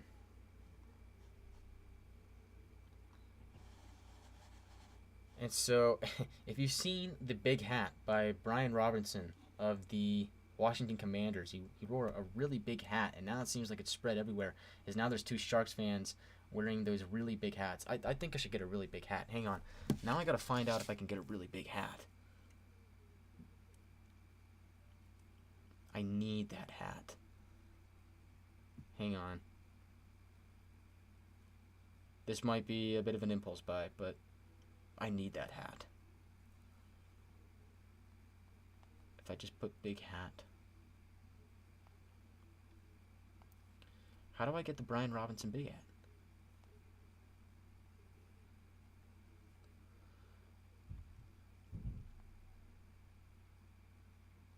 I think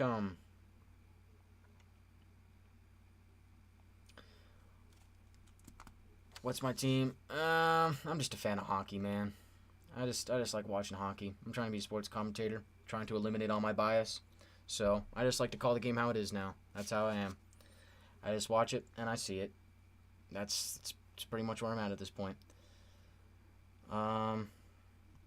Let's see what people are saying about this game so far. If you're on Instagram, did the Coyotes lose is a pretty cool guy. Shark Central is also a pretty cool guy, so we'll check and see what they have to say. Did the Coyotes lose says defense has to play better than that. Yeah, that's a good assessment. Senators, no, not the Senators. Both guessed the, yeah, he does his things. Okay, let's see. Yeah, he might have given up. Sharks Central, he's been posting the goals. If you're a Sharks fan, go check that guy out on Instagram. Sharks with 2 S's at the end. Actually, you know what? I'll just put it up. We'll put it up. We'll give these guys the plug. I like these guys. These guys are pretty cool.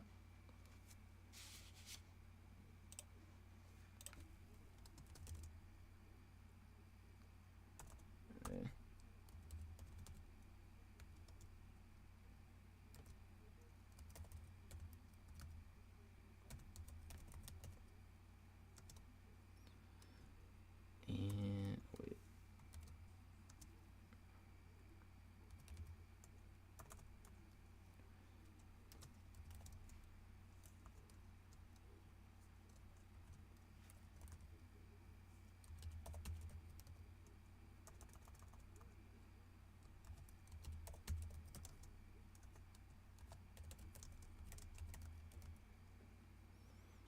All right, we'll give him the plug. You like VGK in the wild? Yeah. I think Vegas is really what the NHL needed in terms of an expansion team. I think they really hit it out of the park on the first one, right? With them, and now Seattle's doing good. But I think I really like Vegas's branding. In fact, I went down to Vegas last year and took in a game, and if you've never been to a game in Vegas, it's fun, man. It's not like any other NHL experience. It's a lot of fun.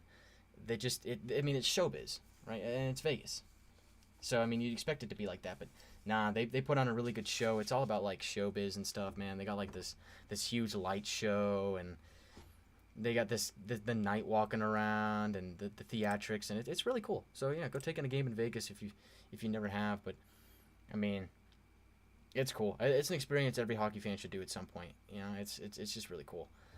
The Vegas Golden Knights down there, their arena's pretty fun. I'd like to get to every NHL arena at some point in my life.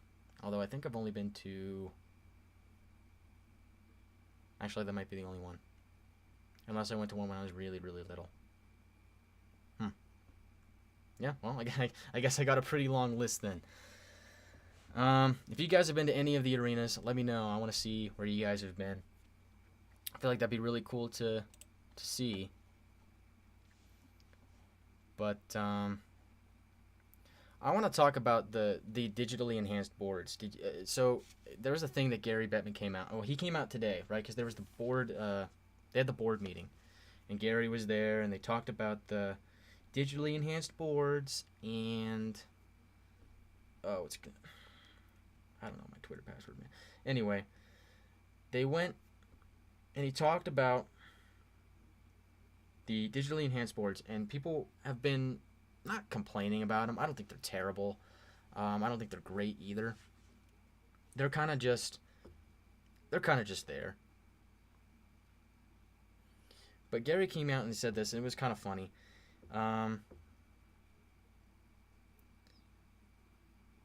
There's this thing where people are like, it's more difficult to watch hockey with these boards, and I can understand that. It's different, right? Because you see these ads, and they're not necessarily fixed all the time.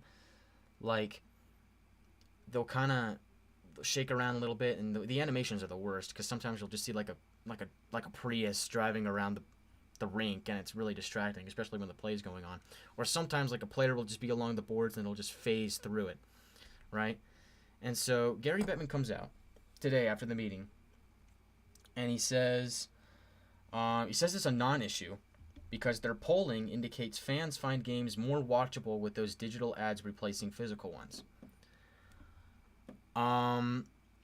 I, for one, do not think I don't think that's true at all, at least in my own personal opinion.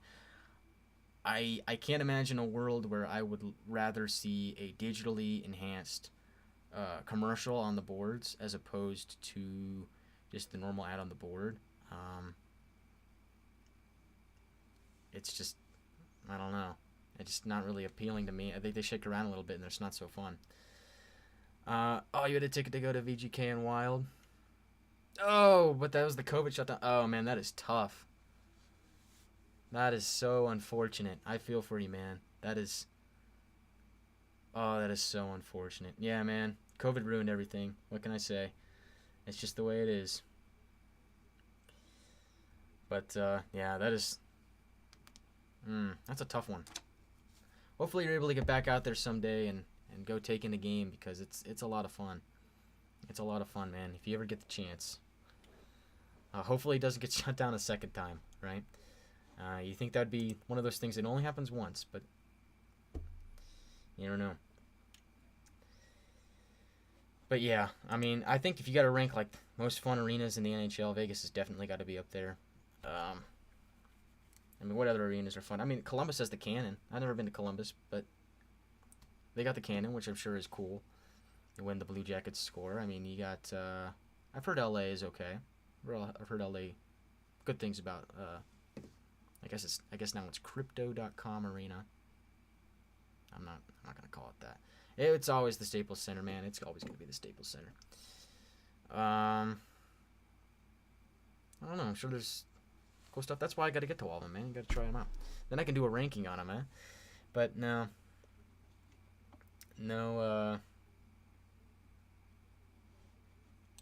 I can't comment on that any further. I need to get some water. My voice is getting kind of dry. I made this cool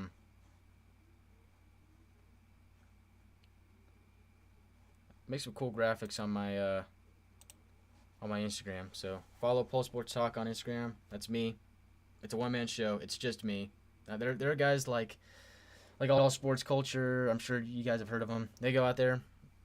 They have this whole team. They make all these graphics, and they look really good, but they have a whole team making them. I can only manage to make like a post a day. Sometimes it's tough to do that. It's just, yeah, I don't know. But do a fella a favor and go check out my Instagram. It's cool. I'm planning on doing more live streams over the next couple of weeks. Man, I need some water. Next couple of weeks. So be sure to stay tuned for that. And I will be doing polls on which game that I choose to do. You guys can vote on which game that you want me to do, because I picked this one. And you might be thinking, oh, there were so many other better games tonight. Why did you pick this one? Because I thought it would be cool. Late night game, could be fun. Two teams that are pretty similar, San Jose and Arizona. Could be fun. Could be cool. It's been cool so far. It's been a lot of fun. And these two guys here, Shark Central and Did the Coyotes Lose? Those guys are really cool. Go check them out. Really nice guys. Really nice to me when I first started on Instagram. So Go check them out. Go drop them a like if you're a Sharks fan or a Coyotes fan, or even if you're not. Go check them out. They're really cool. But yeah, I was like, yeah, those guys are pretty cool. And the Coyotes and the Sharks are coming up. Yeah, maybe I'll do that one. Oh, you saw the Red Wings and Kings at the Staples Center? That's cool. Do you remember much of that? If you were a kid, you might not remember it, but hopefully you do. I've heard good things about the Staples Center. And I'm sure if Red Wings and Kings, that would be a good game. So, let's see if I can maybe get some water for a sec. I might, I hate to do this. I really hate to do this, but I got this really cool thing that I made in After Effects. You guys can get to look at it. It loops for a second, but it's pretty cool. I'll only be gone for a little bit. Like maybe 30 seconds while I go fill up this cup with water. And so, yeah, go check this out. My computer almost died trying to make this in After Effects, so give her a look.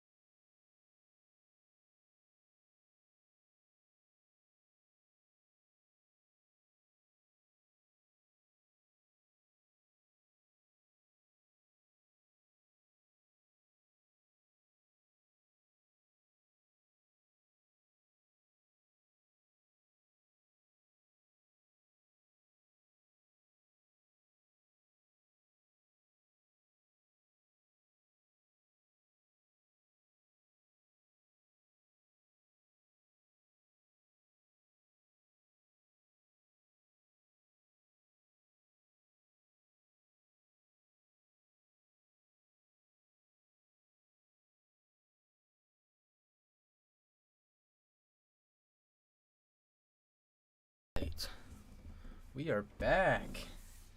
And now finally I got some water. When I was talking for 2 straight hours, man, how long has this been going? 2 hours. You talk for 2 straight hours, you start to lose your voice. It was either this or be a Fortnite streamer, so that's where we're at. Brett Hull, good player. Heard good things about him.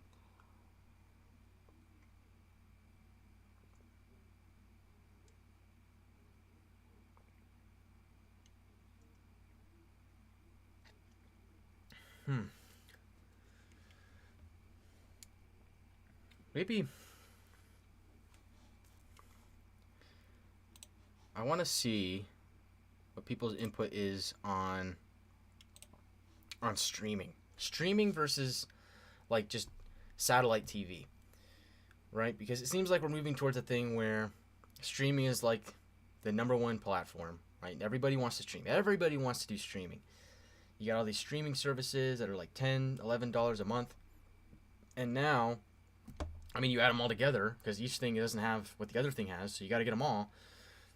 And then now you got this whole package that is just the same as like your TV bill. Go figure, right? And so to add that on top of TV, like satellite TV, I think that sucks. Like would you rather have satellite TV or streaming? Personally, I like satellite TV better. I think streaming is good as a secondary option, but it should never be like the primary. Brett Hull, Mario Lemieux, and Wayne Gretzky, best 3 players of the 1990s. I gotta agree with that. That's a W take here. Gotta agree. Although you could maybe make an argument for maybe Messier. Messier was pretty good for the Rangers in the 90s. I'm sure there's a few other guys I can't think of off the top of my head. That's past my era. That was just a thought in the wind. Or I guess before my era. Wasn't even born around then. But I know of the legends that they speak of. And, yeah, those guys were pretty darn good. We will open up third period from SAP Center. Sharks have a 3-1 lead. Coyotes on the power play. And so they win the draw, retreat back into their own zone. And we'll move over the blue line. It's Moser going coast to coast, and the Coyotes just passing it along, but they're still in the neutral zone, and now they finally dump it in, and it's Clayton Keller trying to get that pass, and he works with it in the corner, gets it over to Kraus. We'll send it around for Schmaltz. Back up top they go. It's Fisher, back to Schmaltz. Schmaltz back up top. They move it over to Keller. Keller looking, works it down low. Back up top it goes to Moser. Over to Keller. Keller trying to slide it over, and he gets it intercepted.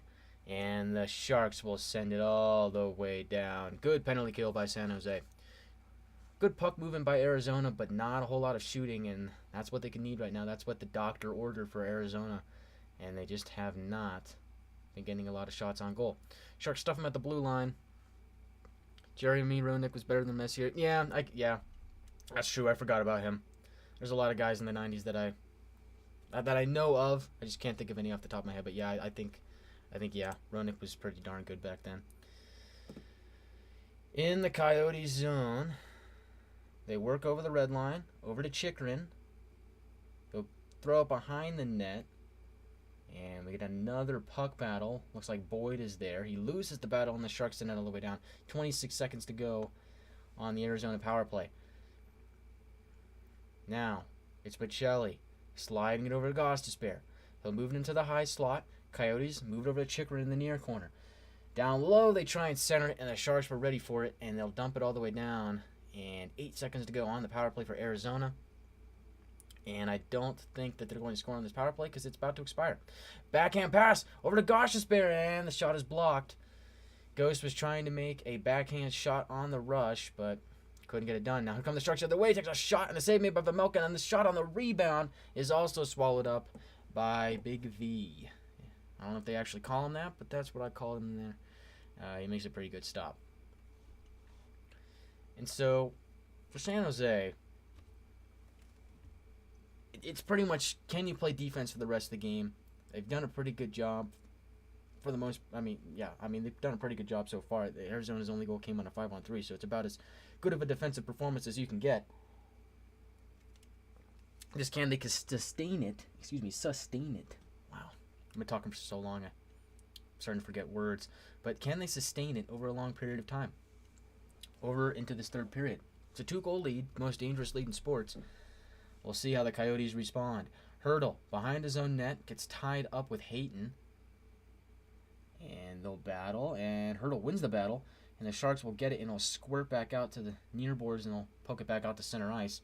And now they'll elect to just dump it down and make a change. I would like to say that this game is as close as the score may indicate, but really, that has not been the case. The Coyotes have 13 shots, and the Sharks have 29. And really, for Arizona, they just have not been able to get anything going on offense. And it seems like that may be the theme of their season. As off the draw, they win it. At the blue line, it's Nemeth on the near side. Try and work that down low, but they get it back up to Nemeth, who takes a shot. Saved by Reiner, and on the rebound, they score! And it's Nick Butstad. So that's going to make it a 3-2 game. And the Coyotes are within 1. Okay, so go figure. I was just talking about it. Could the Coyotes get something done? And they do. So, shot from the point is deflected in front, and very similar to the Bonino goal, actually, that the Sharks scored. It's the same thing, but with Nick Bukestad. Rebound, big juicy rebound, and he just goes right around Reimer, and Bukestad will put away his 6th goal of the season. So, just about 3 minutes to go. 3 minutes into the third, the Coyotes make this a 1-goal game. Off the draw, they win it. Over the red line. And they'll dump it in. From the red line, no icing. First man on it is Seamick for the Sharks. Nemeth keeps it in for the Coyotes. Kraus there for Arizona on the far side. They'll keep it in. Now, Bocelli back up top. He'll move it over to Nemeth. Nemeth trying to work it down low for Bukestad. He's got the most recent goal. He gets shouldered away by a Shark, and San Jose will take possession. Can they get it out? They do. Can you see the game? Unfortunately, no. Due to copyright reasons, I can't show any video or audio from the game. That's just I don't want to get a copyright strike. I don't want to go to court and all that. Doesn't sound a whole lot of fun, and expensive too. So, yeah, unfortunately, I can't turn my camera, buddy. I'm sorry. I know it would be nice, but nothing's free. Nothing's free in life. If you wanna watch it, you're probably gonna have to pay for it, unless you can find a Reddit stream on Reddit. Sometimes you can find a bootleg stream on Reddit. Somebody will post them. It's not the most secure thing in the world, so take that warning. But you might be able to find something. But hopefully you don't get a virus. So, there's pros and cons. But if you do a little digging, you might find something. So, have at it. And so from their own zone, the Coyotes go over the blue line. They'll send it over, takes a shot, and it goes wide. Saved me by Reimer. Krause back up top for Moser. Back to Krause in the near circle. Tried to center one, and it's deflected in front. And the Coyotes seem to have life. The Sharks in the neutral zone will dump it in. And who do I think is going to win? I don't know. It's been a closer game. The Sharks have been pretty dominant so far defensively in this game, but the Coyotes have seemed to be making a comeback, and they seem to have a little spark right now, so they might have a comeback in them. We'll have to see. Sharks will dump it in. Yeah, there's websites that do that kind of stuff.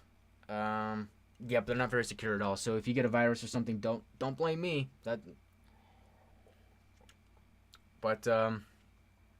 Yeah, there's ways to get around it. They're not secure at all, and sometimes they're kind of broken.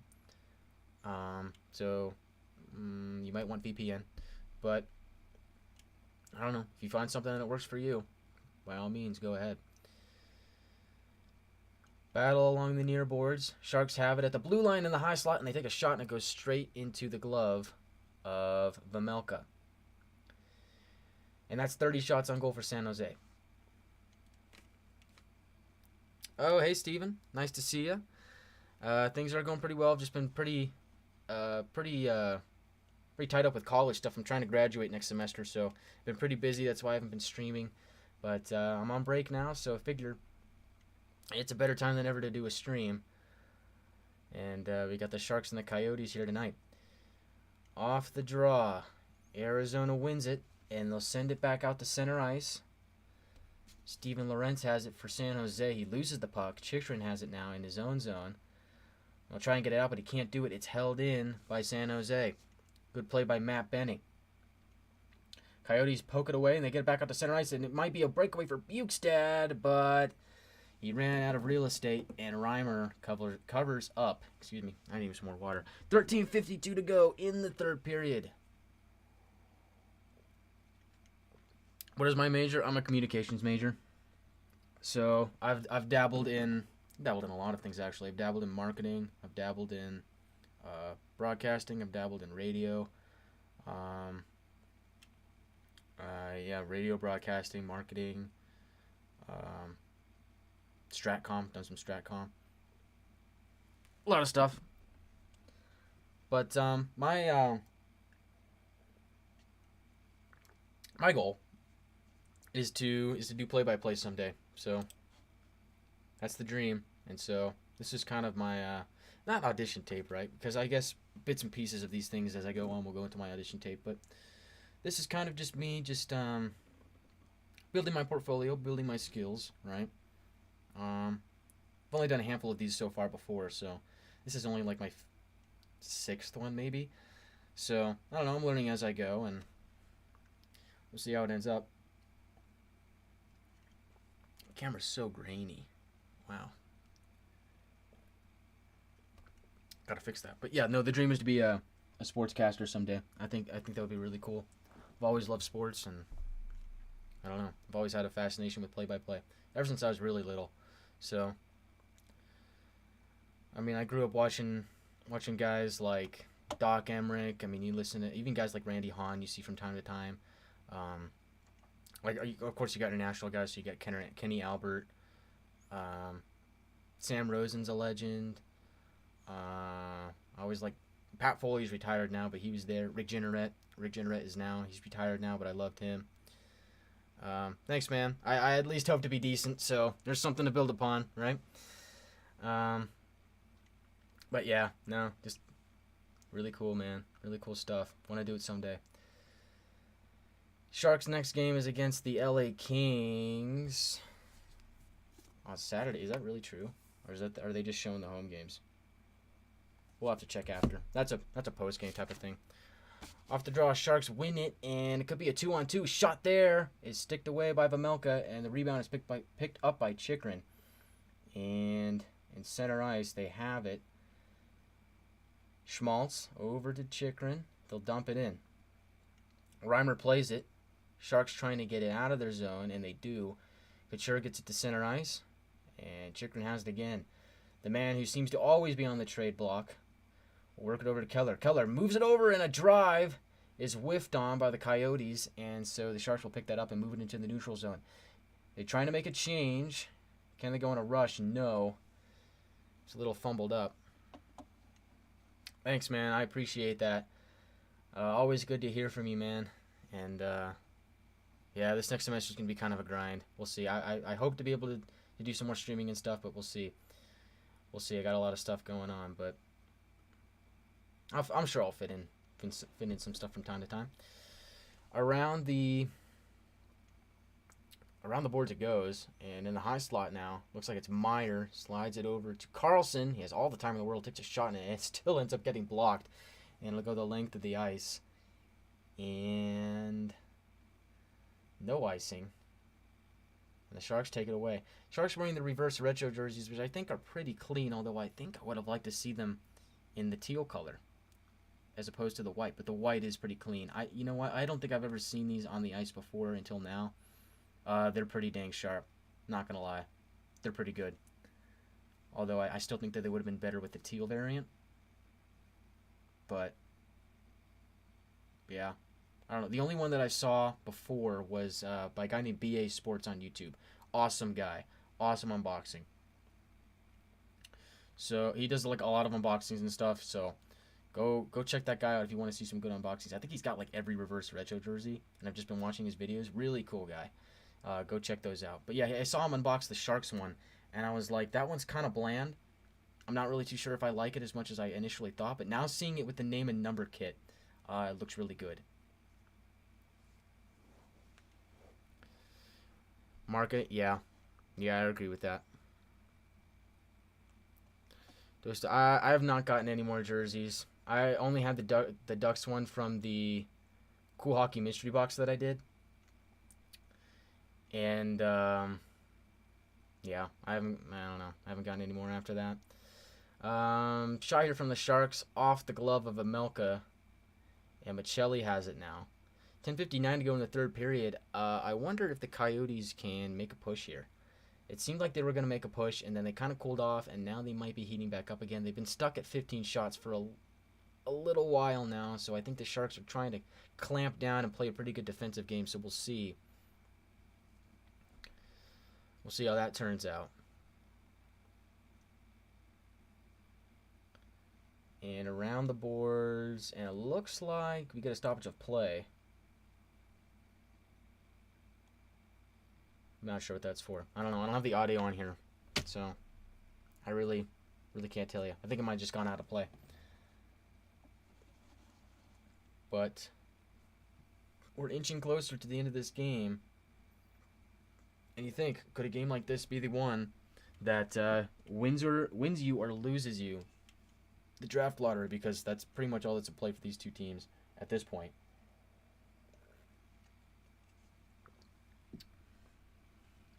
Remains to be seen. Still early in the season, about a third of the way through. Sharks win the draw. It's Carlson working in deep behind the net. They send it back up top. They fake the shot back to Carlson, who's down in the near circle and takes a shot, and it rolled along inside the crease, and the Coyotes were able to sweep it out. Vejmelka didn't know where it was. There's been a few times in this game where he didn't know where the puck was, and that was one of them. And one of them before ended up being a goal for Arizona, for San Jose. Getting my wires crossed here. It looks like there's going to be a penalty. David Quinn is looking at the iPad, and he's kind of got this, "Are you kidding me?" look on his face. And yep, Tomas Hertl, he's in the box for San Jose. And so Arizona gets a chance to tie this game on the power play. Hertl, 2 minutes for tripping, 10:14 to go in the third period. And you think about opportunities. Opportunities at the end of the game. How will the Coyotes sleep at night if they miss this opportunity? Probably not good. Off the draw, Moser gets it back to Keller. Now gets it back up top for Moser. Keller below the goal line to Schmaltz. They battle in the near corner. They'll get it back up top to Moser. Moser tries to get it back down for Schmaltz, but the puck is intercepted and sent back out to center ice. 1:39 to go on the power play for Arizona. Keller over the blue line. They've had some good puck movement so far in their power plays. They are 1 for 4 so far tonight. They'll move it back up top to Moser. We'll slide it over to Keller at the near circle. Keller at the half wall will bounce off the boards back up top for Moser. He'll slide it over. And Schmaltz on the backhand, kept in by Moser. Almost lost the puck for a second. Moser again gets it to Keller at the top of the near circle. And it seems like something's got to bend or break because they're just doing the same thing over and over. Back up top to Moser. They'll slide it over to Schmaltz. Schmaltz takes a shot in. Save made by Reimer. Puck is picked up by Keller. Tries to center it. Goes all the way through. Top for Moser. Takes a shot and it clanks off the iron. Puck still in the possession of the Coyotes in the San Jose zone. They backhand it back up top for Moser. Watch Keller in the high slot. He's drifting, and now he's got the puck. Here he is. He takes a shot, and a save made by Reimer. And Keller gets his own rebound and tries to move it in for Krause. He fanned on the shot, but luckily the Coyotes have it. Back up top, Moser to Keller. Drops it back off from Moser. Moser takes a shot, and it's blocked. And still in the San Jose zone. 20 seconds to go on the power play for Arizona. They have it now. We'll get it back up top, and Moser fumbles the pass, and he couldn't hold on. And tough break for the Coyotes. It looks like that is going to do it for the power play. So a missed opportunity, and the puck just hopped over the stick of Moser, and he couldn't keep it in. Coyotes now back on the offense. Shot there from the high slot, goes wide, and Chychrun lost the puck, and here come the Sharks the other way. Could be a 3-on-3. Now it's a 4-on-3. Nico Sturm backhands one to the crease, and they couldn't get a handle on it, and the puck will move back out to center ice, but the Sharks retain possession. Couture will dump it in, and they'll make a change. So, interesting for Arizona, the missed opportunity there. I got to feel like the puck movement was okay. There were a few times where it was a little stagnant. Would have liked to have seen a little bit more shooting if you're a coach on Arizona's side. Sharks moving in. It's Timo Meier on the backhand. We'll send it back up top to Carlson. He'll fake a shot, goes down low, and they try and center another one, maybe just a pass too much. And the Coyotes will poke it back out to center ice. Now the Yotes have possession. Over the red line. Good play there by McBain to get it in deep. Working around the Sharks defense, but apparently a little too much there. Too much defense from the Sharks. Just 3 Sharks kind of swarmed him, and they took the puck away. But Arizona still has possession in the neutral zone. They'll dump it around the boards. 6:52 to go in the third period. And a Coyote goes down. Could we get another penalty? And they got the camera on Evgeny Svechnikov. Maybe, maybe not. I don't know. They're going to commercial break. I am planning on doing more streams. In fact, if you follow my Instagram at Pulse Sports Talk, I'll be doing some polls on which games you want me to do. I picked this game out on a whim because I thought it would be cool. I thought it would be fun. It is fun, but I think there were some maybe better games tonight. So yeah, I'll be doing polls over there to see which games people want me to do. We'll kind of figure out as it goes. But yeah, I am planning on doing some more streams here. And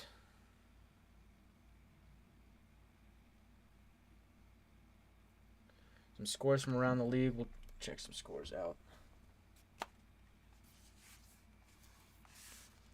So this game is 3-2. Maple Leafs beat the Ducks 7-0. Panthers beat the Blue Jackets 4-0. Stars over the Devils 4-1. Sabres blanked the Kings 6-0.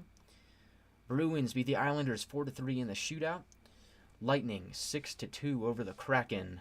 And the Hurricanes, in the smallest of margins, 1-0 over the Red Wings.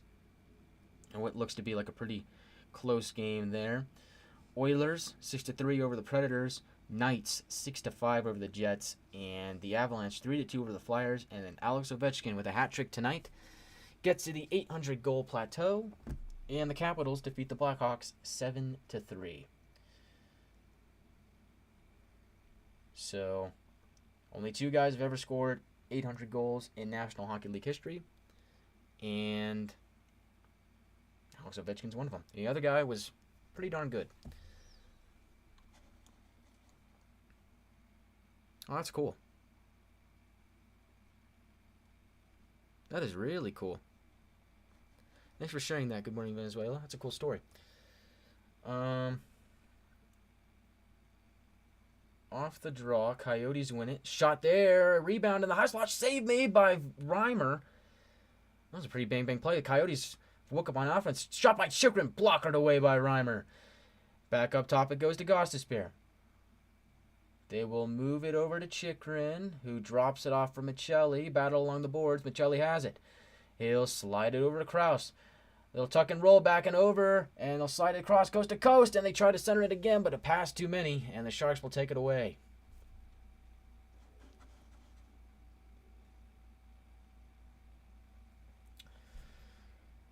Coyotes have it now. It's Michelli along the near boards. Goes coast to coast. Coyotes have it with a shot, and the puck just squeaks wide of Reimer in the net. Another glorious opportunity. If somebody was standing there, they probably could have had a goal, but it's all for naught. 3-2 Sharks it remains. 5:42 to go. Working in deep is Boyd in the near corner. Now to Schmaltz, and he gets decked by Evgeny Sveshnikov, and the Sharks take it away and dump it into Arizona territory.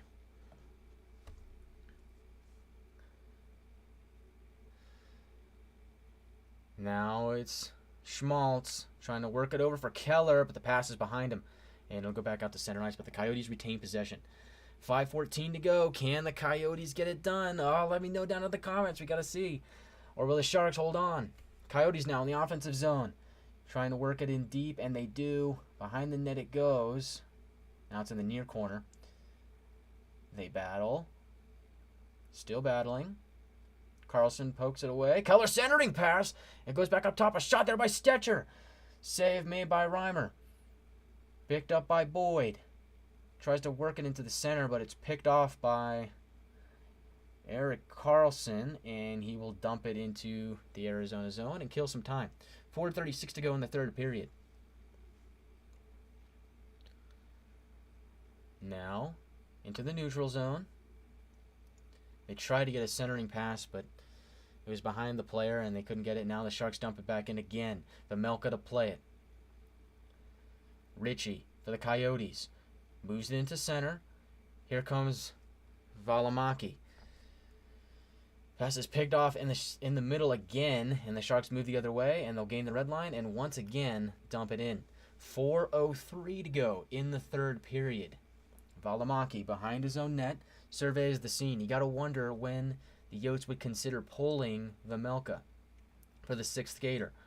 You got to imagine it's going to be coming within the next 2 minutes, somewhere around the 2-minute or 1:30 mark. Sharks have it. They'll send it into neutral ice and once again gain the red line and dump it into the Coyote zone. Chychrun over the red line. Gets it to a Yote. He'll dump it in. Now, the Coyotes. It was Fisher trying to work back up top, but he lost an edge and he lost the puck. And it'll go all the way back down to the Coyote zone. 3:20 to go in the third period. Coyotes survey the scene. Trying to do a stretch pass, and they got it. Here comes Michelli. Over to the near circle. Hole button hook at the near boards. We'll try and center it. Goes coast to coast. A shot and a save made by Reimer. Probably the best play of the night. And they couldn't get it done. Good save by Reimer. Now, along in the near boards, we get an offside. And so with 2:50 to go, we get a stoppage. And so they're showing the replay. Moser takes a shot, and it goes, hit the pipe on an earlier chance. And then Chikrin had a chance before, and that one also hit the pipe. I thought that was blocked by Reimer, but sometimes it can be deceiving. I guess it was an icing, so it's in the Coyote zone. Sharks win the draw, takes a shot, and it's blocked in front by Bukestad. He has it, and he'll dump it in, and the Coyotes will make a change. 2:39 to go in the third period. Sharks have it. Hurdle sends it around the boards. Looking for Timo Meier, but he loses the puck, and now he regains it. Behind the net he goes, and it'll be picked up there by Valimaki, and he'll try and send it up. It's a 2-on-3 for the Coyotes. Not much going on there. They'll dump it into the corner, look for reinforcements. Sharks have it, trying to get it out of their own zone. They can't do it. Coyotes have possession. Dancing along now. Valimaki at the line. A drive there by Keller, and a shot goes wide. Rebound, and the Coyotes were looking to get it centered, but the net comes off its pegs, and so with a stoppage here, it's 2:04 to go in the third period. It looks like the Sharks had resorted to try and play defense for the rest of the game. They had a 3-1 lead. Coyotes, Nick Bukestad was able to cash in on a juicy rebound on the doorstep, and that made it a 3-2 hockey game, and now it looks like the Coyotes are making more of a push than they have at any point in this game. So with 2:04 to go, there's a discussion amongst the referees. The Zebras have convened. We'll see what they decide to do here. Seems they're in the midst of a very intricate discussion, and they end up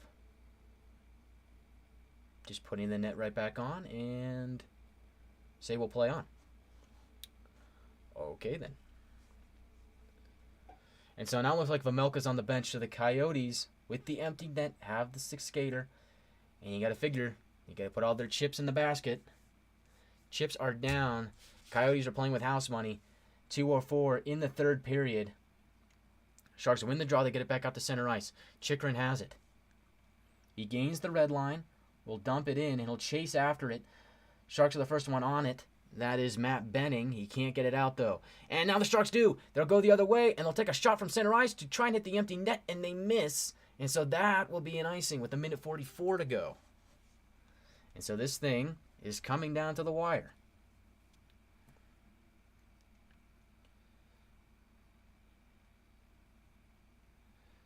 Sharks have 33 shots. The Coyotes have 20. San Jose is also winning the faceoff battle 29-24. It's Couture and Boyd on the draw. False start. They'll do it again. Off the draw. Boyd wins it. Gets it over to Gostisbehere. Gostisbehere slides it over to Chikrin. He'll work it down low for Keller. Keller now sends it behind the net, and they'll give it right back to Keller. Back up top it goes for Chikrin. Again, back to Keller on the near circle. Back up top for Chikrin. He'll walk the line. Send it back to Keller, who's at the top of the circle. They'll slide it down low, and the chance, a centering pass. They couldn't get it done. Kept in by Chikrin. Back up top to Gostisbehere. Slides it over to Keller at the near circle. Tries to go coast to coast, and a pass wouldn't connect.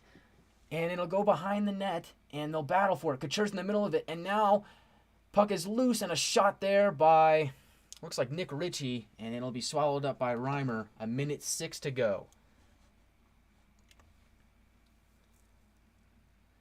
And so this thing is coming right down to the wire here. Who will come away? Will it be the Sharks or will it be the Coyotes? Could we see a potential timeout coming here? And I think we have. As Reimer takes off his mask, gets a sip of some high-quality H2O. And the Sharks have the whiteboard out. Still not sure who actually called the timeout. They're showing the Sharks, and now they're showing the Coyotes. You figure it's got to be the Coyotes. Got to give their guys a break. 1:06 to go. Coyotes, this is the most sustained offensive pressure they've had in this game to this point, aside from the power play chances. They've really come alive in the last 5 minutes here in the third. We'll see if it's worth anything, if they can cash in and get that last goal, or else it's going to be a San Jose victory.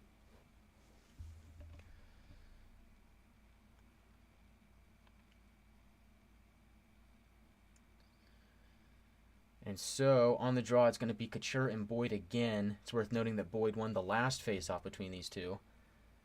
Boyd and Couture. And Boyd goes to his keister. He's down and still battling for the puck, and the Sharks take it away. They'll send it the length of the ice. And so that will be another icing with 56.3 to go in the third period. And the ref was making a signal and accidentally hit Nico Sturm in the face. Kind of just a little wake up buddy moment. So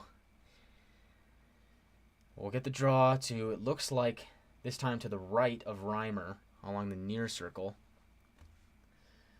Sharks win the draw. They'll send it the length of the ice, and it goes wide of the empty net. And so we'll do it again with 50.2 seconds to go in the third period.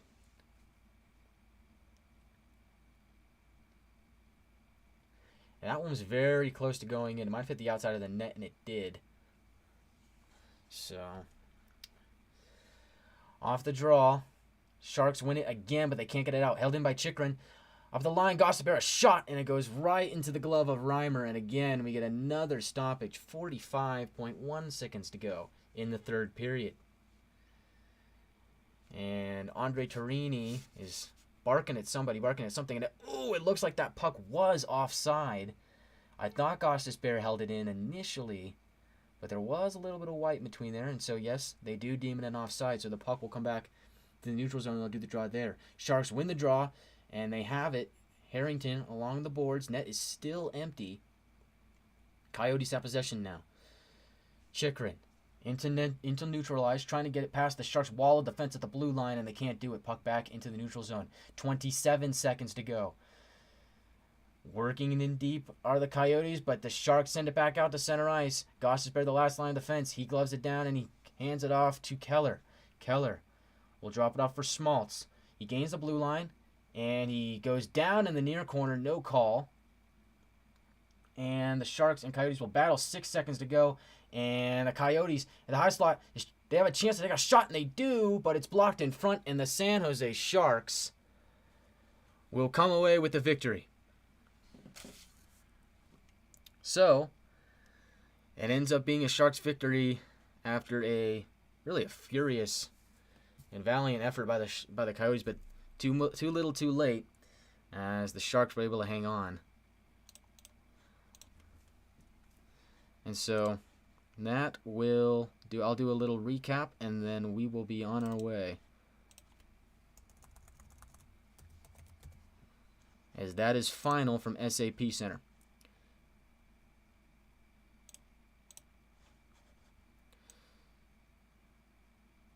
So, what actually ended up being a good game, not necessarily, well, it still might be a tank bowl, but still ended up being a pretty good game, eh? So, 3-2 Sharks win. Let's recap the scoring, shall we? 3:50 into the first period, it was Tomas Hertl on a shot by Simic. It's softest deflection you can get, but it hit the stick of Hertl, who was screening Vejmelka, and it ends up in the back of the net.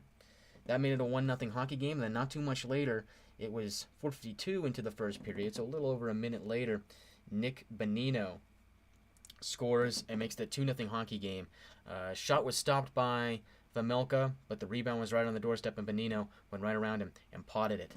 But then, later on in the first period, Coyotes have a chance on a 5-on-3. It's Lawson Krause who gets the goal for the Coyotes as he was on the doorstep and potted a juicy rebound, and that made it a 2-1 game heading into the second period.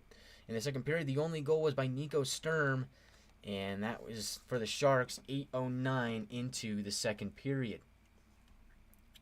And then later on to the third period, it was Nick Bjugstad, the only goal of the third period, Nick Bjugstad, and a similar goal to the Bonino goal for the Sharks. Just a rebound by Reimer, and Bjugstad goes right around and puts it in.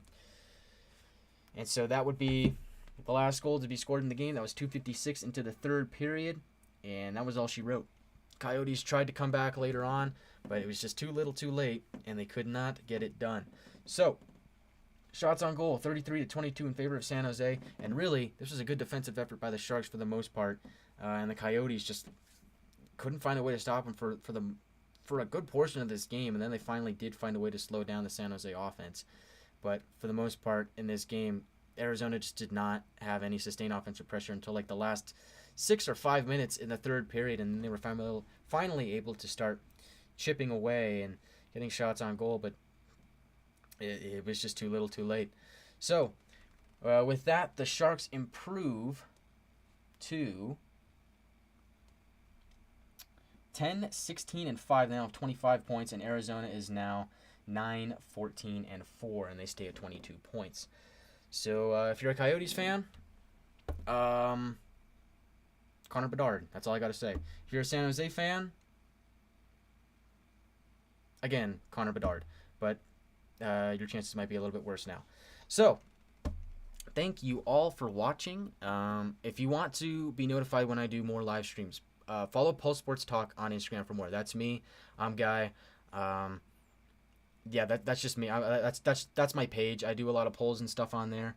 I'll be polling to see what game you guys want me to do next time for the next live stream. I'll let you guys know. So yeah, stay tuned. Go follow Pulse Sports Talk on Instagram. That's where I do. That's like my hub for like communicating with my followers and stuff. So go check that out if you want to know a little bit more about that. But or you could subscribe to this YouTube channel. Though I'm not as active on YouTube, as it's a little bit harder to make videos, than it is to do like graphics and stuff. I do a little bit. I dabble in some graphics, So. Yeah, go check that out. But thank you all for watching. Thank you all for tuning into this stream. And I hope you guys all have a good night. And